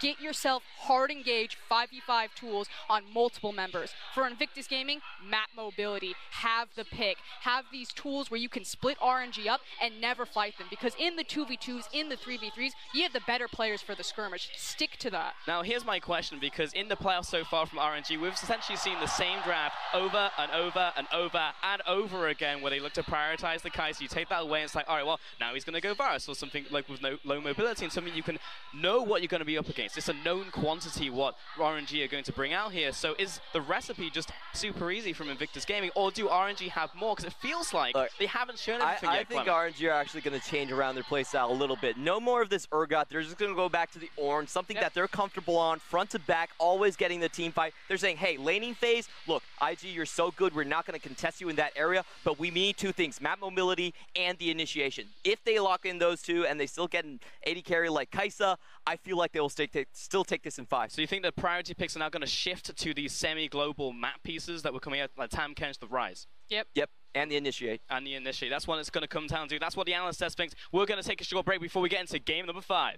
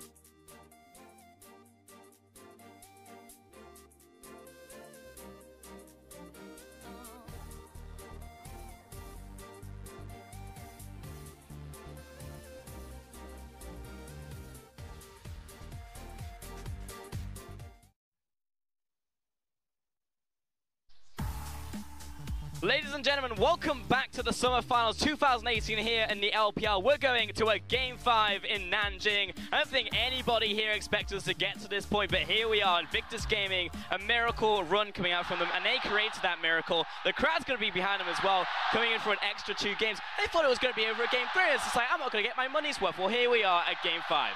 I can't even hear what they're chanting. Clement, what is it? Jayo. Oh, okay. Yeah, just very loud. Yeah, there's just, they're staggering it a little bit. There's RNG fans going through it. There's IG fans going through it. But the thing is that everyone is so nervous. We thought this was a done deal at Game 3, but you can feel right now the atmosphere is different. It's floating. There's a lot of uncertainty around here. Yeah, it felt like about halfway through that game, you started to see the bloodlust come out of Invictus Gaming, where they themselves found the belief of, we can do this, we can take them down, and just the momentum and confidence shift about halfway through Game 4. And Invictus Gaming have found their final form, but RNG maybe haven't found theirs, and it's a strange thing to say heading into this late, moving into a potential world run for them, a deep world run at that.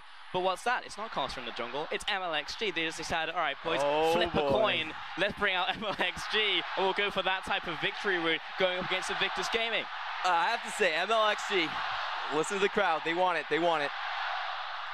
But MLXG, there's one thing he does better than Carcer, and that is that synergy with Xiaohu. He ganks Xiaohu's lane far more often than Carcer does, and that's what we were talking about in the post-game. They need to find a way to shut down Rookie, find a kill lane possible, and not allow and get that mid tower down earlier. Statistically, MLXG ganks both Xiaohu as well as Uzi's lane 12% more often than Carcer does. Now, that said, Carcer actually has a higher K+A at 15, so while Carcer's ganking less, he's being more efficient with what he's doing on the map. But MLXG, I mean, it's feast or famine. You can see the stats right there. The thing about this guy is that while he might not be the best jungler in the world, he's the goddamn most entertaining jungler in the world. And if I didn't go to Game 5 and see MLXG, I was just gonna be mad. That said, Clement, you and I were having a good conversation where I think you put MLXG in game number 4.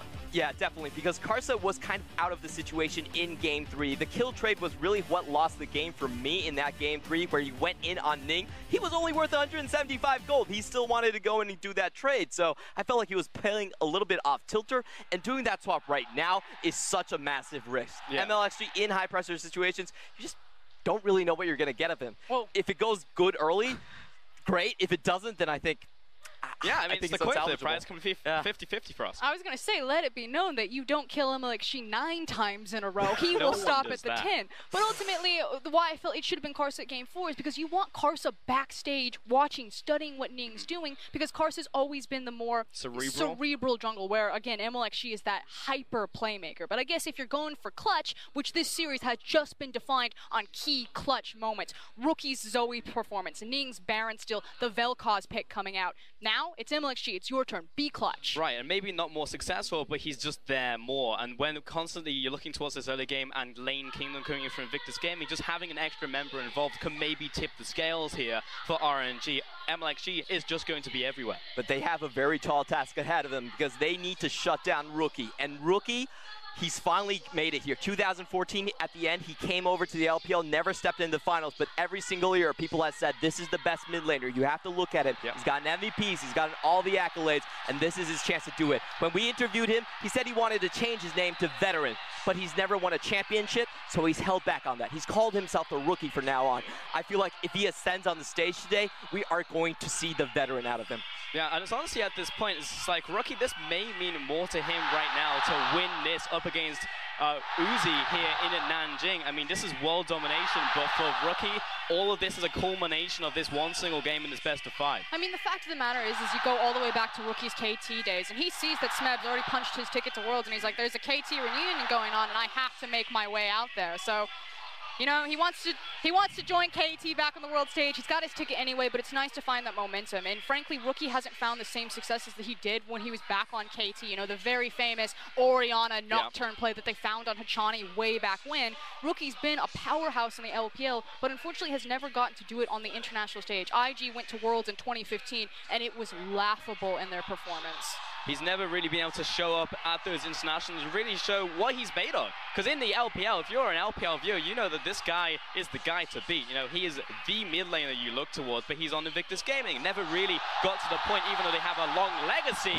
where they could create a monastery, right, of a monarchy like RNG, and now there's a space. You know, there's an opening in the roster because EDG, they're dead. Definitely, and I just want to go back to the crowd. They're putting up here, he's the gold jungler MLXG, because you have to admit, sometimes he does play really gold. But the fan is behind him because he did win Asian Games for China. In the last LCK game, he died 4 times in a row early game. Didn't matter. He still came back, saved the situation, took gold for China. So you can hear the fans. This is the guy that they want to bet on for RNG. And in a weird way, I still feel like this is about the Shy and how he impacts both junglers, Ning versus MLXG. The Shy, he's going to eat up all of those bans. It's going to allow Ning to get a comfort pick like the Olaf. Clement, you've been saying it all series long. Get Ning on something that he can impact a team fight for. Definitely, and you know, Ning, I don't think he's been having the greatest of early games, but all he needs to remember is just play around his strong solo lanes. That's all he needs to do. The best thing that Ning does is he sets up a quadrant for total domination, takes his side lanes into that position, and sets up the vision to control the entire side. That's all he needs to do. Not go over-aggressive, just stay back, wait for his laners to back him up. So who gets the rise? So Xiao, who we saw that at the very start, he was standing on his side of the podium, right? He was stood right next to him on stage, but we've seen from the Shy that he can man that champion extremely well. Rookie can also bring it to the mid lane. So who's going to be in this tug of war? I mean, it was a clever maneuver to deny the pick, but then flex it away from the mid lane. So you still effectively are controlling or taking the rise away. I'm just curious at what point that's going to break. Is it going to be another flex pick, or maybe Rookie himself grabs the rise, or are they just going to ban it outright? Or, again, do you continue to reach into your bag of tricks, you know, open up your Mary Poppins bag and continue to pull out even weirder picks that you give the rise away and you beat it anyway? Look, I don't want RNG to go on anything weird. They're going on red side right now. I just want to see them lock in Ornn Rise, and I feel like, it's so good inside. You know they're probably winning this championship. They're going to go on to Worlds at the first seed, but I'm not sure they're going to do it. Now, that's always been the question for RNG. Are they going to draft what fits them most? What is the weirdest pick that we could possibly see in this situation? Because we've seen some pretty weird picks in the LPL. We've seen some pretty weird picks so far in the playoffs. So how crazy can we get here? I think if you're talking about weird picks, it's most likely going to come from MLXG, because Stake had a great draft against him where they penta-banned him. They didn't give him anything to play, and he was left with basically no options. I can't even remember what he picked, but it was non-consequential. They just lost the game 1, and that could very well happen this game around. MLXG actually has a very limited champion pools at times, and if you take away the meta tiers, then he has to go to things like the Nocturne, which we just haven't seen for a very long time. Yeah, I actually think we might see a Graves come out of MLXG, or maybe even the Lee Sin if he really wants to make his presence felt. There's a possibility we see those clutch picks come out in Game 5. It's all come down to this, folks, here in Nanjing. All these 12 weeks, we'll see which team's going to take as we head over to the casters. Well, thank you so much. I'm speechless at how exceptional this is. The very first game we had in the LPL of 2018 was Invictus Gaming versus Royal Never Give Up. And that was when we started to see the beginning of RNG begin their 2018 rise and ascend to the kingdom that they are now at the top of, the empire that is standing. But Invictus Gaming, the only team to have really challenged them, the only team to stand at their level and bring out the bare knuckle brawl. Gentlemen, we've got Silver Scrapes, we've got Game 5. I cannot be more excited for how this is going to go. Yeah, and you know what? That's exactly what Uzi wished for. He wished for a challenge. Yeah, he got exactly a challenge. I heard you, Uzi. You said it. You definitely can roll it back. Can we change those wishes back? It's like, actually, can I wish for a 3-0 instead of a challenge? Just enough of a challenge. Too bad. A big part of why IG have gotten to this Game 5 is Rookie. He has stepped up to the plate so big, and there are so many questions that we have coming into this draft. RNG, they've chosen the blue side. They've subbed in MLXG. We don't know what's going to happen as a result of that, but early speculation suggests things like the Camille may be left open for RNG to consider picking. Yeah, their first pick has usually been the Kaisa. Or they can go towards the Camille if it's a... I love the fact that we got into pick and ban before the bans have been completely done. And so we can just take a gander at this because the Camille is still open. Invictus Gaming still focusing that bottom side and in fact banning away the Kaisa themselves to force something different. We do see the Camille ban from RNG, so looking at that Varus first again. Remember last game, I said that Ning was sporting the MLXG build. Guess who heard that coming back into this? So with jungle being focused on so much, perhaps it's the Olaf first pick. We'll have to see. It's not the Kaiser, but the Varus is still up, and that's the thing. RNG, they're usually the team that will first pick it. So the way I see this, they take the Alistar, they say, IG, you can have that if you want. We have an answer ready to go. And we have to remember how Gragas was the answer for RNG, an Asian Games esports demonstration event that was banned away by Invictus Gaming. So they are still prioritizing shutting Ming down, keeping him off of engage and setup to give space for Uzi. But Jackie Love, as you mentioned, looking at that Varus right away, gonna try to bring it back in Game 5. They're burning down the time just thinking about what Uzi would pick here. No Kaisa available to him, no Varus available to him. Time Kench gets picked away, and usually the pick into the Alistar is the Braum. If they get a Braum here, we might see an opportunity for a Vayne pick. The Braum pick could be big for them for certain. It depends on where they want to prioritize their support. They know that the Alistar is locked in, so they don't need to reveal the support yet. They prioritize their jungler. They prioritize Ning getting his Talia. Now the big thing with this Varus, 100% of the playoffs games, banned or picked away from Jackie Love. Hasn't been given the choice at all, and for good reason. It's his most comfortable champion of choice. I feel like RNG may ash into it and kind of repeat what we saw before, but they have the answers ready if they want them. Xayah could also be a very strong answer. Excellent wave clear, great chase potential, and plenty of survivability. The timer runs down, and it is locked in. Again, bottom lane focus from Royal Never Give Up. And the Rise follow-up. Xiaohu coming strong in Game 5.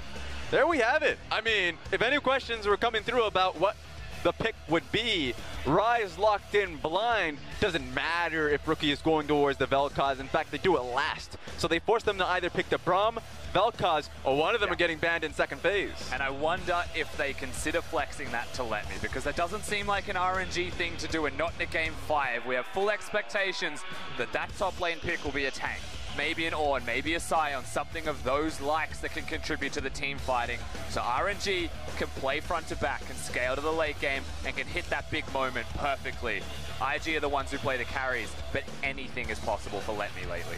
And now we're looking at what MLXG can bring, as it's a double jungle ban from Invictus Gaming, coming in to try and save RNG from a reverse sweep against IG. What has he got in his bag of tricks?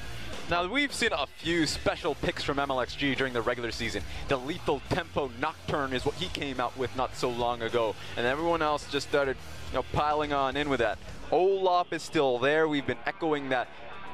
I already said Nocturne, just anything that looks to dive into the Talia, because while Talia gets onto the map faster, dish out quite a bit of damage, if she gets leapt on, she has problems. And that's the risky thing here. For Invictus Gaming, Vel'Koz, whilst it's good for the laning phase against the Rise, if they just look at that and they say Olaf's the way to go, then you can't afford to do that. So what I respect here from IG is that Urgot can go between two lanes. I would expect it's the Shy that picks it up, but they save knowledge of what the jungler will be for Rookie to have a better laning experience. And IG, despite being put on red side by RNG's side selection. Oh, find that Urgot. There's the Nocturne. There it is. There's the Ornn. It's an all-in composition from RNG. Chips on the table, boys. What have you got? Nocturne was his pick in the summer split. And so for me, what we want to see is Ning get out early. Track the Nocturne early. You need deep rewards in that jungle, or he's going to hop on you level 6. But I really want to know what Rookie's going here. The Vel'Koz could work. The Zoe has been popping off on. The Chase is what he's going to switch to at the last second. The Urgot and the Jace can go between both lanes, so it's entirely up to them as to where they would like to put it. Rookie with the carry pants on, but picking an early and mid-game type of champion means they want to do this early. Invictus Gaming returning to the style that has been so strong for them. Lane Kingdom. Since Worlds last year, they have been wrecking teams, and though they didn't get to show up on the international stage, everyone knows who they are. They have become household names, but they have yet to claim a title in the LPL. Now they stand before Royal Never Give Up, one of the strongest teams in the world, in Game 5. And I feel like that Invictus Gaming learned a few lessons when they went up against JDG in a Game 5 setting, because that was a scrappy one. And this game almost forces you to do that. IG, Rookie, Ning, Talia, and Jace, that's what they want. They're going to be forcing the Nocturne out early. If he comes out early for a fight, he may not be able to come back alive. And the stage could not be more set right now. RNG looking to continue their run of dominance. IG ready to unseat the Kings. Coming into a Game 5 with comfortable champions, with strong champions across the board. The styles, we know what they are for these teams, and when you watch them collide on the Rift, you know exactly what you're in for, but it's absolutely brilliant either way. Just one game is what he gets in the finals. And he needs to be able to make it count. Clutch is what Frost said on the desk, and that's the chance that he has. The gold medalist himself, MLXG. This is the roster that defeated the best team that Korea could offer. This currently is the best team in the world. And Invictus Gaming are neck and neck with them. Speaking to the strength of the LPL, to the power that we bring, it all comes down to this. One final game. Royal never give up, chasing the golden year against Invictus Gaming, standing defiant in the face of Kings. Can they bring them down and begin their own empire anew?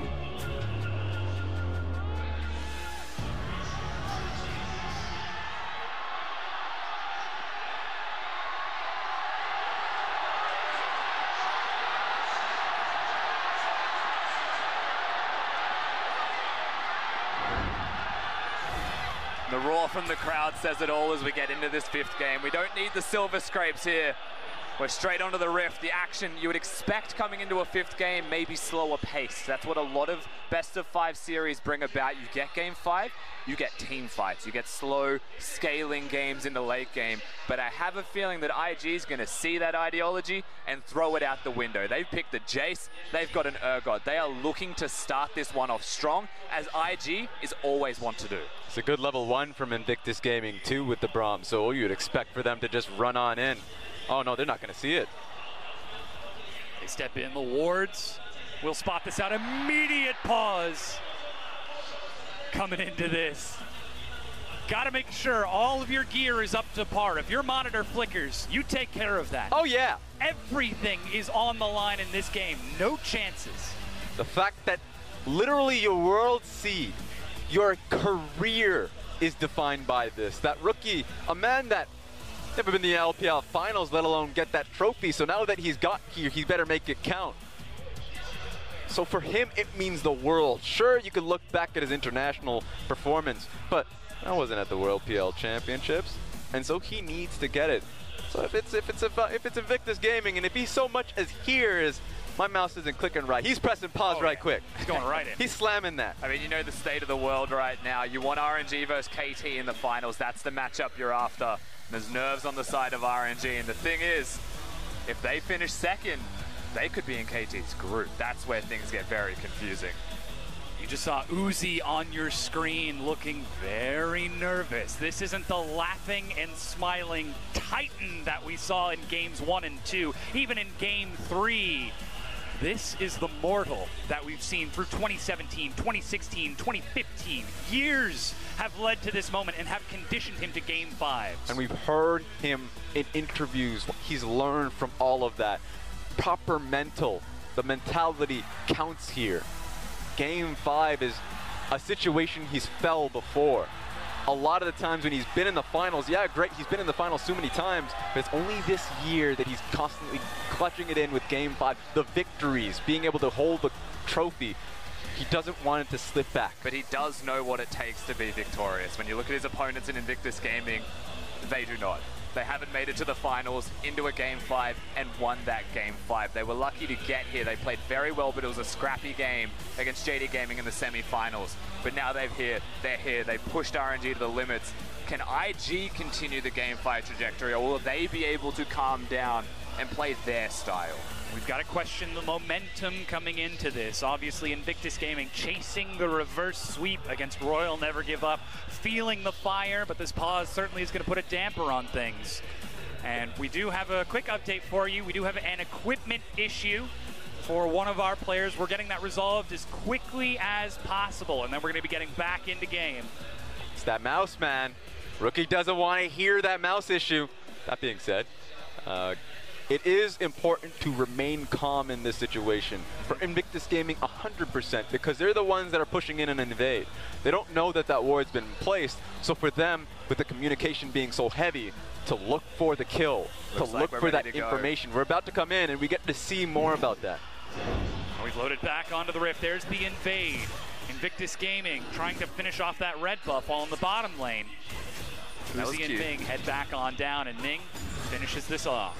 Uzi with a quick little attempt at maybe stealing away the red buff, just throwing the Q at the bush, but very well kited from Ning. He's going to be able to navigate through. That level 1 invade is successful from IG, but they were aware, RNG, and you get to see what MLXG does in response.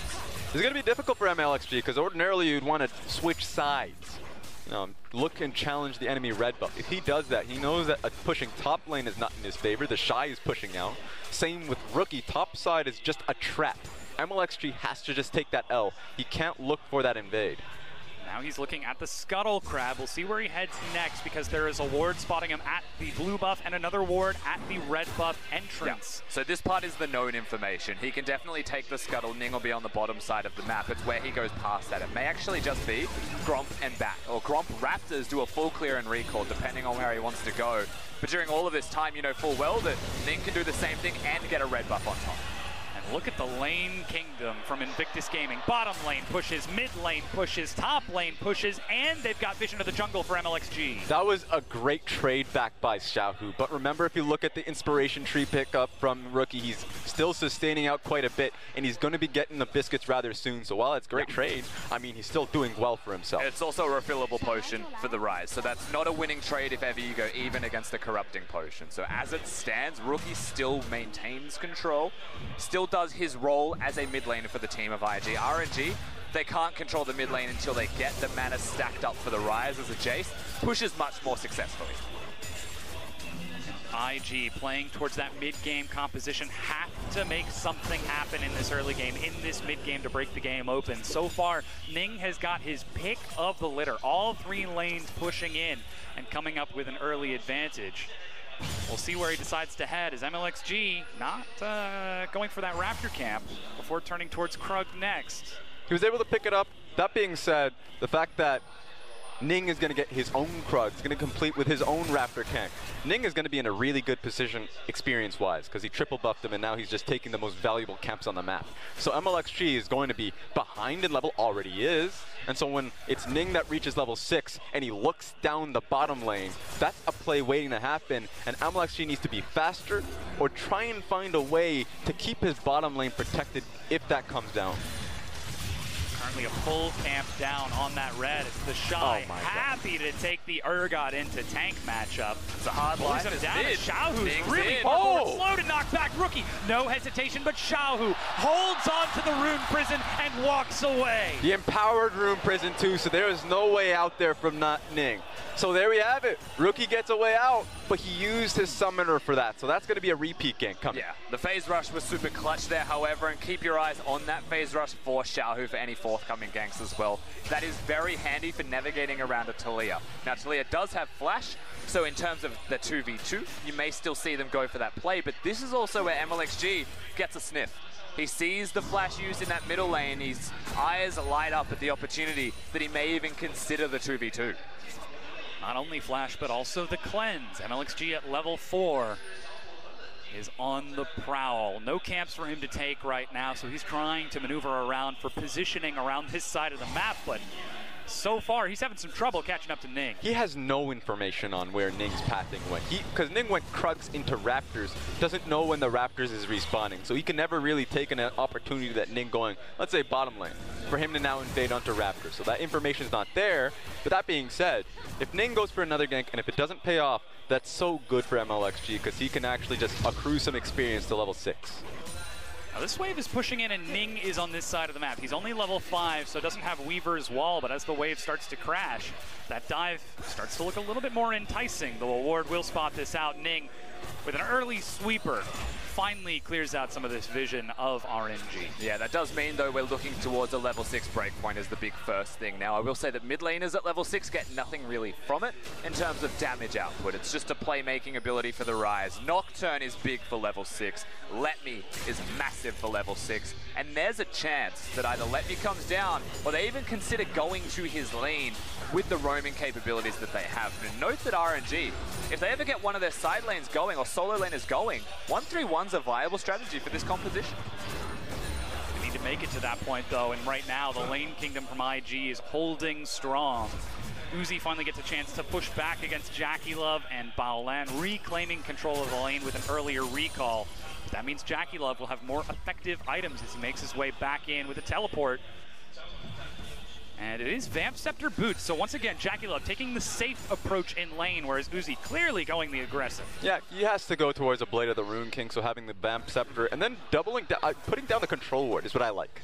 So, extra movement speed, extra Control Ward, sets up for Ning a little bit better because he's been trying to find a gank access to the bottom lane, and the wards are getting a little bit annoying, so he may be able to actually look for a gank in the bottom lane now. Level 6 was taken by Ming. Yeah. Blue buff is currently being pinged out. Ning is trying to scout out where is this going? What is happening? What is the play? Mid lane, lane it could be mid lane. Looks like it. That's for certain. Jace, no flash. He's about to get gifted the blue buff, I would expect. Ooh. If it doesn't reset. No, we're just gonna. Yeah, oh, no. Rookie was on the way, but just a little bit too late. They're still staying for this, though, but there's a lot of worked ground. But 4 members of IG are here. But let's call it a blessing in disguise, because we add how many seconds to Rookie not being mid lane, where there was a Nocturne and an Alistar waiting. Now Alistar goes mid lane, the play's diffused. They were going to drop ship him in with the Rise up. Now Ning is looking to chase up onto Let Me. Call of the Forge God is ready, but the Shy is long road. Managed to get the knock up, but gets pinned into place. That's the Fear Beyond Death. Let-Me's low. The Shy is looking for some damage. He's running deep into enemy territory. Flashes over the wall. He's buying time right now. The teleport out of this. No disdain for the Shy. Ning with the shove. No! First blood, Invictus Gaming. So close to getting the teleport out. There was no flick available as well for Ning. He doesn't even get that off. It's purely damage, and they get the kill. He used his flash too to get in range. So close to make it happen. I was about to call him a Frenchman. I was trying to call him Soaz on that one. He was so close. But IG collapse and slow Let Me down on that Ornn in the top lane. The Shy gets